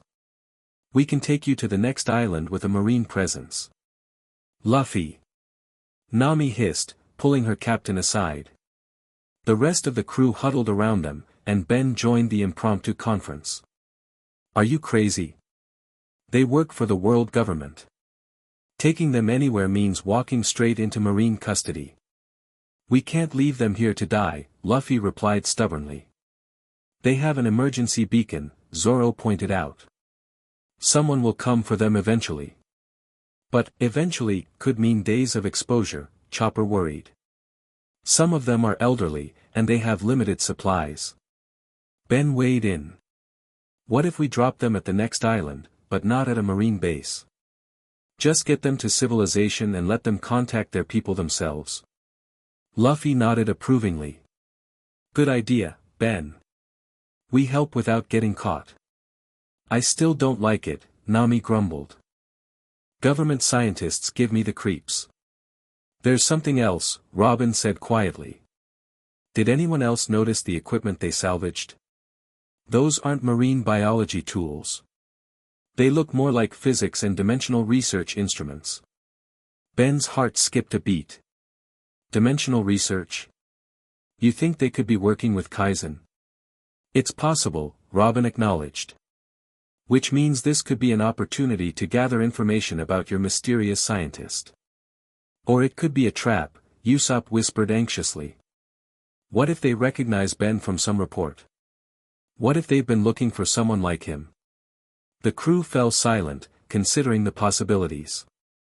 Finally, Luffy made his decision.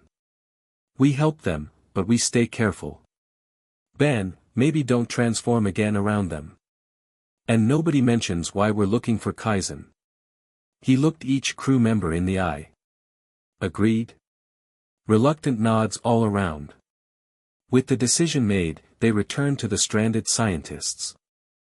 We'll take you to the next inhabited island, Luffy informed them. It might not have a marine base, but you'll be able to contact your people from there. The lead scientist looked relieved. Thank you, Captain. Monkey D. Luffy, he replied with his characteristic grin. Future king of the pirates. The scientist's expressions shifted from gratitude to shock, clearly recognizing the name. The younger female scientist Ben had rescued first whispered something to her colleagues, causing their eyes to widen further. The Straw Hat Pirates, the lead scientist murmured. Well, this is unexpected. Is there a problem? Zoro asked, hand drifting to his sword hilts. No, the scientist assured them hastily. We're grateful for the rescue, regardless of who provides it. I'm Dr. Fenton, lead researcher for this expedition. And you've given us a fascinating opportunity. How so? Robin asked coolly. Dr. Fenton smiled thinly. How often does one get to observe infamous pirates up close? From a scientific perspective, it's quite intriguing. Ben didn't like the calculating look in the man's eyes, but before he could voice his concerns, Nami stepped in. We should get moving. According to the log pose, the next island is about a day's sail southeast. If we leave now, we can make it by tomorrow afternoon. Excellent, Dr. Fenton nodded. We've salvaged enough of our supplies and equipment to manage until then. With the matter settled, the Straw Hats helped the scientists gather their remaining salvaged gear and board the Going Merry. Ben noticed that despite their claimed focus on marine biology, much of their rescued equipment looked more like physics instruments, precisely as Robin had observed. As they set sail, leaving the small rocky island behind, Ben kept a discreet eye on the scientists. They huddled together on the aft deck, speaking in low voices and occasionally glancing at the crew, particularly at Ben himself. They keep looking at you, Chopper whispered, sidling up beside Ben at the railing. Did you know them before? No, but I've got a bad feeling about this, Ben admitted. Their ship conveniently sinks just as we're passing by. And they're carrying equipment that looks like it's for studying dimensional phenomena, not fish. You think they were looking for you specifically? Maybe not me specifically, but someone like me. Someone not from this world. Ben frowned. It's too convenient. Should we tell Luffy? He already suspects something's off. That's why he warned me not to transform again. Ben sighed, watching as one of the younger scientists took notes while observing the crew's activities. For now, let's just keep an eye on them. Throughout the afternoon and evening, the scientists kept to themselves, only interacting with the crew when necessary. Sanji provided meals, which they accepted gratefully but ate apart from the others. Dr. Fenton attempted several conversations with Robin about archaeology and ancient civilizations, which she deflected with practiced ease. Most concerning to Ben was how often he caught them studying the Omnitrix when they thought he wasn't looking. They never asked about it directly, but their interest was obvious. Night fell, and the crew arranged sleeping quarters for their guests in the storage room, while taking turns on watch duty. Ben volunteered for the midnight shift, unable to fully relax with the scientists aboard. As the ship sailed quietly through calm seas under a canopy of stars, Ben stood at the helm, occasionally checking their course against the log pose as Nami had shown him. The soft creaking of the ship and gentle lapping of waves against the hull created a peaceful atmosphere that belied his inner tension. A soft footfall behind him broke the silence. Ben turned to find Dr. Fenton approaching, a steaming mug in each hand. "Thought you might appreciate some coffee," the scientist offered, extending one mug. "It's a cold night for watch duty." Ben hesitated, then accepted the drink with a nod of thanks. "Couldn't sleep." "At my age, sleep becomes more elusive with each passing year," Fenton replied with a rueful smile. "Besides, it's not every day one gets to observe the night sky from the deck of a pirate ship." They stood in silence for a moment, both gazing up at the brilliant spread of stars. "Different, aren't they?" Fenton remarked suddenly. "The stars, I mean. Different from what you're used to seeing." Ben stiffened slightly but kept his expression neutral. "What makes you say that?" The scientist's smile turned knowing. "Let's not play games, young man. That device on your wrist, it's not from our world, is it? And neither are you." Ben set the untouched coffee aside, alert for any sign of threat. "I don't know what you're talking about." "Please," Fenton sighed. "I've dedicated my life to studying interdimensional phenomena. The energy signature your device emitted during transformation is unlike anything in our world. It has a quantum resonance pattern completely foreign to our dimensional frequency." "You seem to know a lot about dimensions for a marine biologist," Ben observed dryly. Fenton chuckled. "Yes, well, that was a necessary fiction. In truth, I'm part of a specialized research division. We investigate phenomena that don't quite fit within the established understanding of our world." "Working under Dr. Kaizen?" Ben ventured, watching carefully for the man's reaction. The scientist's eyes widened momentarily, then narrowed with new interest. "You know of Kaizen?" "Fascinating." "Yes, he oversees our division, though he rarely involves himself with fieldwork these days. Too valuable to risk." Ben felt a surge of hope. This could be the lead he needed. "I'm looking for him. I believe he might be able to help me get home." "Home," Fenton repeated thoughtfully. "To your dimension." "Yes, theoretically possible, though the practical applications have eluded us thus far." He studied Ben intently. "How did you come to be here?"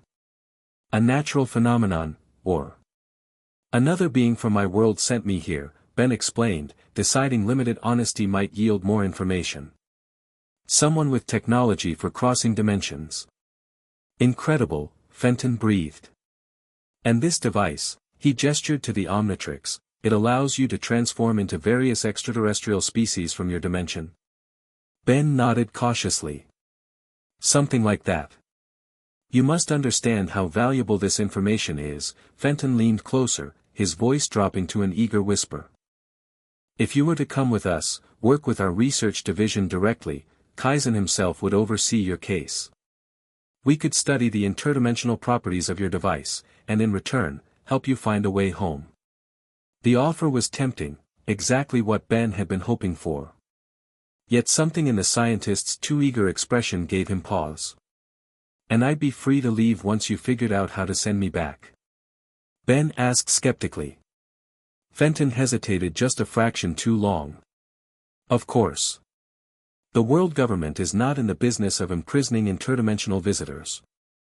Just pirates, revolutionaries, and anyone else who doesn't fit their idea of justice, Ben countered. The scientist's expression hardened slightly. You've been listening to biased sources, young man. The government maintains order in a chaotic world. Without it, piracy and lawlessness would consume the seas. He gestured toward the sleeping quarters where Luffy and the others rested. These people you've aligned yourself with, they're wanted criminals with substantial bounties on their heads. They also saved your life today without asking for anything in return, Ben pointed out. Doesn't seem very criminal to me. One good deed doesn't erase a history of defying the world government, Fenton replied stiffly. But we needn't argue politics. The offer stands, come with us when we reach the next island, and we'll bring you directly to Dr. Kaizen. Ben considered the proposition. It could be his fastest route home, but instinct warned him that Fenton wasn't being entirely forthcoming. The scientist seemed more interested in studying the Omnitrix than helping Ben return to his dimension. I'll think about it, Ben finally replied, non-committal. Fenton nodded, apparently satisfied with this response. A wise approach. Sleep on it. He turned to leave, then paused. One more thing, it would be best not to mention our conversation to your pirate friends. They might misinterpret our scientific interest as something more sinister. With that parting suggestion, the scientist returned below deck, leaving Ben alone with his thoughts and the untouched coffee growing cold beside him. Morning brought clearing skies and the distant silhouette of an island on the horizon. Ben, after completing his watch shift and grabbing a few hours of restless sleep, joined the crew on deck as they prepared for arrival. There it is, Anemone Island, Nami announced, checking the map. Small commercial port, no marine base, but enough civilization for our guests to contact their people. The scientists had emerged from below deck, looking refreshed despite their ordeal. Dr. Fenton caught Ben's eye and gave a subtle nod, a reminder of their midnight conversation.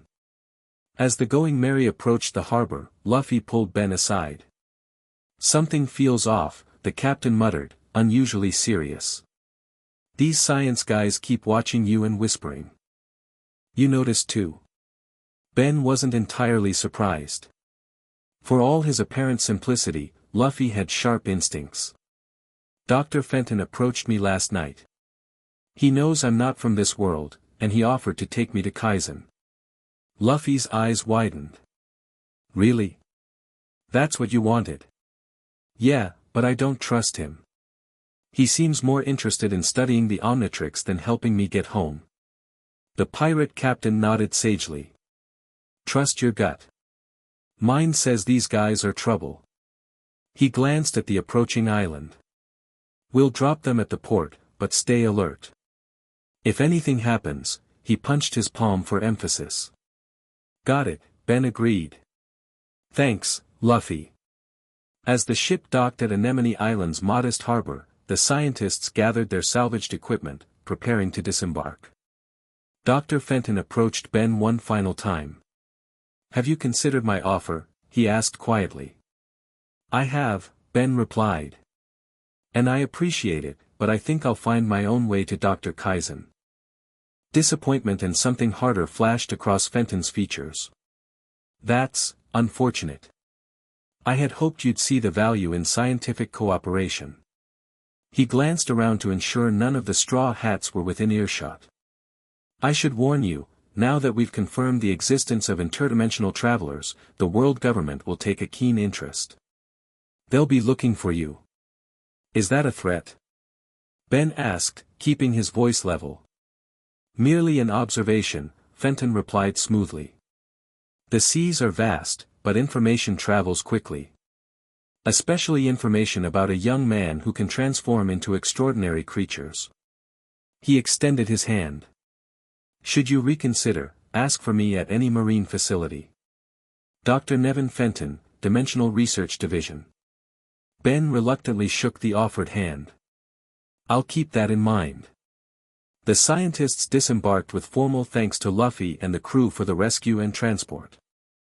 As they made their way toward the town, Ben noticed one of them pulling what looked like a communication device from a waterproof case. "We should leave," he suggested to Nami. "Now." She followed his gaze and nodded in understanding. "Everyone back aboard. We're setting sail immediately." The crew scrambled to prepare for departure, raising the anchor and unfurling sails with practiced efficiency. Within minutes, the Going Merry was pulling away from the dock, leaving Anemone Island and its suspicious visitors behind. "You think they're calling for backup?" Zoro asked as they cleared the harbor. "Almost certainly," Robin confirmed. "If they truly are part of a dimensional research division, Ben's presence would be of immense interest to them. I made the right call refusing to go with them, didn't I?" Ben questioned, still second-guessing his decision. Fenton offered a direct line to Kaizen. "And a direct line to becoming a laboratory experiment," Nami pointed out. "Trust me, anything involving the world government comes with strings attached, usually around your wrists and ankles." Luffy clapped Ben on the shoulder. "We'll find another way to get you home. Without turning you into a lab rat." Ben appreciated the support, but couldn't help wondering if he'd just passed up his best chance of returning to his own dimension.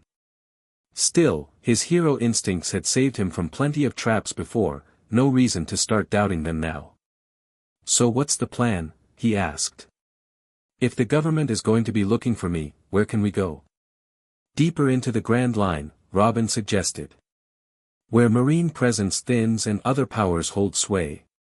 "You mean the really dangerous parts?" Usopp squeaked. "Exactly," Zoro grinned, looking entirely too pleased at the prospect of increased danger. "Plus," Sanji added, lighting a cigarette, "if we keep moving forward through the Grand Line, we might find other scientists or researchers who know about dimensional travel but aren't affiliated with the government." "That's actually a good point," Nami acknowledged. "The Grand Line is full of phenomena that defy explanation. There must be others studying the kind of science that could help Ben." "Then it's decided," Luffy proclaimed. "We keep following the log pose deeper into the Grand Line." He turned to Ben with a wide grin. "Adventure awaits." Despite his concerns about the scientists and their warning, Ben couldn't help but feel a surge of excitement. This world might be strange and dangerous, but he'd found allies who accepted him without question and were willing to help him find his way home. For now, that would have to be enough. The Going Merry sailed on, leaving Anemone Island far behind. The log pose pointed them toward their next destination, and the Grand Line's unpredictable weather kept the entire crew busy. Ben quickly found his place among them, using his transformations to assist with various tasks: forearms for heavy lifting, Ripjaws for underwater repairs to the hull, Jetray for scouting ahead. 3 days after their encounter with the scientists, they faced their first real Grand Line challenge, a massive sea king that rose from the depths directly in their path. The serpentine creature towered over the small caravel, its maw lined with teeth the size of swords. "Hard to starboard," Nami shouted as the beast lunged toward them. Zoro and Sanji prepared to defend the ship, but Luffy waved them back. "Ben, show us what you can do against a sea king." Ben didn't need to be asked twice. This was his chance to prove his worth to the crew. He activated the Omnitrix, cycling quickly through his options. "Going big with this one," he declared, slapping down on the dial. Humongosaur. The massive dinosaur-like alien materialized on deck, already growing to match the Sea King's impressive size. The crew gaped as Humongosaur expanded until he stood eye to eye with the aquatic monster. "Pick on someone your own size," Humongosaur growled, delivering a powerful uppercut to the Sea King's jaw as it lunged again. The creature reeled back, clearly stunned by the unexpected resistance. It recovered quickly, however, circling the ship and attacking from another angle. Humongosaur intercepted it again, grappling with the serpentine beast in a test of raw strength. "This is awesome," Luffy cheered, watching the titanic battle with stars in his eyes. Humongousaur forced the Sea King backward, away from the vulnerable ship. I can't beat it completely, he called down to the crew. But I can convince it to find easier prey. With a final mighty shove, he pushed the Sea King several ship lengths away, then delivered a series of powerful punches to its sensitive snout. The creature finally decided this particular meal wasn't worth the trouble and sank back beneath the waves with an indignant roar. Humongousaur transformed back to Ben in a flash of red light, stumbling slightly from the exertion. The Straw Hats erupted in cheers and applause. That was incredible! Chopper exclaimed, bouncing around excitedly. You were as big as the Sea King. Not bad, Zoro acknowledged with a rare smile. Good job, Ben, Nami added. You saved us a lot of trouble, and probably some repairs. Luffy was beside himself with enthusiasm. I knew you'd be awesome. What else can you turn into? Something that breathes fire? Or shoots lasers? Or, let him catch his breath, Luffy, Sanji interrupted, offering Ben a glass of water. Thanks, Ben accepted gratefully. And yeah, I've got forms that can do those things, but transformations take energy. I need a little recovery time. Robin approached, her usual calm demeanor intact despite the excitement. Your abilities are remarkably versatile. I can see why the government scientists were so interested. Speaking of which, Nami interjected, we should discuss our next move. If they've reported Ben to their superiors, we might start seeing marine ships specifically looking for us, or rather, for him. We could split up, Ben suggested reluctantly. I don't want to bring more trouble to your crew. Luffy's response was immediate and firm. No way. You're with us now. He crossed his arms stubbornly. Besides, we're already wanted pirates. A few more marine ships won't make much difference. But this is different, Ben insisted. They're not just after a bounty, they want the Omnitrix. That kind of technology in the wrong hands could be dangerous for your entire world. All the more reason to keep you with us, Robin reasoned. Together, we're stronger than you would be alone. The debate continued until Usopp, who had been keeping watch, suddenly shouted from the crow's nest. Ship approaching from the northwest. I think it's a marine vessel. Everyone rushed to the railings. Sure enough, a sleek marine ship was cutting through the waves toward them, moving at impressive speed. They found us already? Chopper asked nervously. That's not a standard patrol ship, Robin observed, her expression grave. That's a special operations vessel. See the modified hull and reinforced bow. It's designed for pursuit and capture. They're not wasting any time, Zoro commented, unsheathing one sword to check its edge. Must really want that watch of yours, Ben. We can outrun them, Nami declared, already calculating wind patterns. Usopp, set the rear sail to half-mast. Sanji, hard to port. We'll catch the crosswind and use the current to our advantage. The crew leaped into action, executing Nami's commands with practiced precision. The Going Merry responded admirably, changing course and picking up speed. But the marine vessel adjusted its trajectory, clearly intent on interception. They're still gaining. Usopp called down. And they're preparing to fire. Cannon fire? Luffy asked, already stretching his arms in preparation to deflect cannonballs. No, some kind of harpoon launcher. Usopp's voice raised in pitch. It looks like, it's designed to hook into the ship. Boarding equipment, Robin translated grimly. They want to capture, not sink. Ben made a split-second decision. I can slow them down. Buy us some time. He activated the Omnitrix again. Just keep the ship moving no matter what you see. Ben, wait, Nami started, but he had already transformed into Jetray and taken to the air. I'll lead them away. Jetray called back. Meet me at the next island on the log pose. Before anyone could argue, he streaked toward the marine vessel, deliberately making himself visible. As he'd hoped, their attention immediately shifted from the pirate ship to the flying alien creature. Jet rays circled the marine vessel, drawing their fire, net launchers and what looked like specialized capture gear rather than lethal weapons. They clearly wanted him intact. After ensuring the Going Merry had gained some distance, he fired neuroshock beams at the vessel's sails, damaging their ability to maintain pursuit.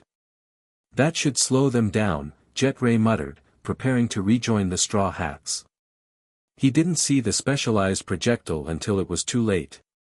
Something shot from the deck of the marine vessel, not aimed at him directly, but at the space he was about to fly through. The projectile exploded in midair, releasing an electromagnetic pulse that caught Jet Ray squarely in its radius. The effect on the Omnitrix was immediate and alarming. The transformation destabilized, and Ben felt himself shifting between forms uncontrollably. One moment he was Jet Ray, the next flickering between Diamondhead, Four Arms, and other aliens in rapid succession. Not good. Ben managed through the painful transformation flux. He was losing altitude fast, the electromagnetic interference wreaking havoc on the Omnitrix's stabilization circuits. With one final effort, he managed to direct his erratic flight path away from the marine vessel and toward a small uninhabited islet he'd spotted nearby. The last thing Ben remembered was a final flash of green light as the Omnitrix initiated emergency shutdown, reverting him to human form just as he crashed into dense vegetation below. Consciousness returned slowly, accompanied by a throbbing headache and the distinct sensation of being watched. Ben opened his eyes to find himself in an unfamiliar room with metal walls and sparse furnishings, a bed, which he currently occupied, a small desk, and a chair. A single recessed light in the ceiling cast everything in a harsh white glow. Finally awake, I see, a voice observed. Ben turned to find a man seated in the chair, observing him with clinical interest. He appeared to be in his late 40s, with salt and pepper hair cropped short and sharp features. His attire was distinctive, not a marine uniform or standard world government outfit, but a tailored black coat over a high-collared white shirt, emblazoned with an insignia Ben didn't recognize. "Who are you?" Ben demanded, trying to sit up. A wave of dizziness forced him back down. "Where am I?" "Steady, Mr. Tennyson," the man advised calmly. "The electromagnetic pulse temporarily disrupted your nervous system along with your device. The effects will pass shortly." He leaned forward slightly. "As for your questions, my name is Captain Vex, Special Operative for the World Government's Scientific Security Division. And you are aboard the research vessel Hypothesis." Ben's hand went instinctively to his wrist, relieved to find the Omnitrix still there, though its face was dark and unresponsive. "What did you do to me?" "Nothing permanent," Vex assured him.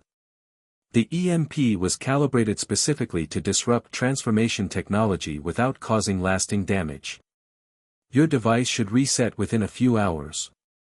His expression remained neutral, but his eyes betrayed keen interest. "Quite remarkable technology. Unlike anything our world has produced." Ben remained silent, assessing his situation. The room, more accurately, a cell, had no windows, and the single door appeared to be secured with both mechanical and electronic locks. Even if the Omnitrix reactivated, escaping would be challenging. "Dr. Fenton was quite impressed with you," Vex continued conversationally. "He reported that you declined his generous offer of scientific cooperation. Rather short-sighted, if I may say so." "Where are my friends?" Ben demanded. "The Straw Hat Pirates." Vex raised an eyebrow. "Escaped, unfortunately. Your diversionary tactic was quite effective. They're likely miles away by now." Ben felt a surge of relief. At least the crew was safe. "However," Vex added, his tone hardening slightly, "that's a temporary condition. We've alerted all marine vessels in the vicinity to be on the lookout for them." "Leave them out of this," Ben said firmly. "They have nothing to do with me or the Omnitrix. On the contrary, they've harbored an individual of extreme interest to the world government. That makes them very much involved." Vex stood, straightening his coat. But enough about pirates. Let's discuss your situation, Mr. Tennyson. Let me guess, you want the Omnitrix. What we want is to understand it, Vex corrected. And by extension, to understand you and the dimension you come from.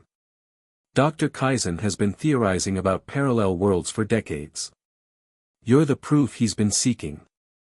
At the mention of Kaizen, Ben's interest peaked despite his wariness. So you do work with him. With him, for him, the distinction is academic. Vex made a dismissive gesture. What matters is that you've arrived at precisely the right moment in our research. Dr. Kaizen has recently made a breakthrough in his dimensional boundary studies. Your presence could accelerate his work exponentially. And help me get home? Ben pressed. Potentially, Vex allowed. Though that would ultimately be the doctor's decision. The implication was clear: cooperation might lead to assistance, resistance would not. When can I meet him? Ben asked, deciding to play along for now. Soon. We're currently en route to the research facility. Vex checked a timepiece on his wrist. Approximately 18 hours, barring Grand Line interference. He moved toward the door. In the meantime, rest. Recover your strength. Food will be brought shortly. Wait, Ben called as Vex reached the door. Those Marines who captured me, they knew exactly how to disable the Omnitrix. How? Vex paused, a slight smile playing at his lips. Let's just say you're not the first visitor from another reality, Mr. Tennyson. Merely the most intact one we've encountered.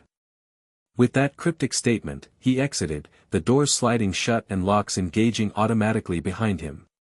Ben lay back, mind racing despite his physical exhaustion. The Omnitrix remained dark, but he felt a faint vibration from it, the self-repair systems working to recover from the electromagnetic assault. He needed to be patient, gather information, and plan carefully. If Dr. Kaizen truly had encountered other dimensional travelers, he might genuinely be able to help Ben get home. But Vex's ominous comment about intact visitors suggested a darker possibility, that previous interdimensional arrivals had met unpleasant fates during research. Hang in there, guys, Ben murmured, thinking of the Straw Hat crew. I'll find a way back to you. The promised meal arrived an hour later, delivered by a silent attendant under the watchful eye of armed guards. Basic fare, a protein of indeterminate origin, vegetables, and water, but Ben ate gratefully, needing to maintain his strength. The Omnitrix had begun showing faint signs of reactivation, occasional green flickers across its surface, but remained largely non-functional. Ben used his confinement to contemplate escape options.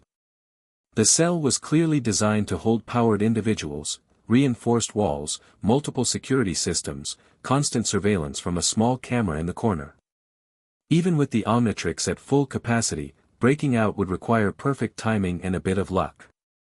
He was midway through mentally cataloging which alien forms might be most effective when the ship suddenly lurched violently. Alarms blared throughout the vessel, and the overhead lights flickered before switching to a red emergency mode. What now? Ben muttered, bracing himself against the wall as the ship rocked again. The intercom in his cell crackled to life. All personnel to battle stations. Unidentified vessel approaching port side. Prepare for possible boarding action. Ben pressed his ear to the door, straining to hear the commotion outside. Footsteps thundered past, crew members running to defensive positions. Another impact rocked the ship, this one strong enough to suggest they were being fired upon. Come on, Ben urged the Omnitrix, which was now flickering more regularly but still not responding to his commands. Worst timing ever. A massive explosion somewhere nearby sent tremors through the floor. Ben was thrown against the opposite wall, landing hard enough to knock the wind from his lungs. As he struggled to regain his breath, the distinct sound of combat drifted through the walls, shouts, the clash of weapons, occasional gunfire. Someone was attacking the research vessel, and doing a thorough job of it. But who? The Straw Hats wouldn't have had time to organize a rescue, and besides, their fighting style would be different, more focused individual combatants rather than what sounded like an organized assault team. The lights in his cell died completely, plunging him into darkness.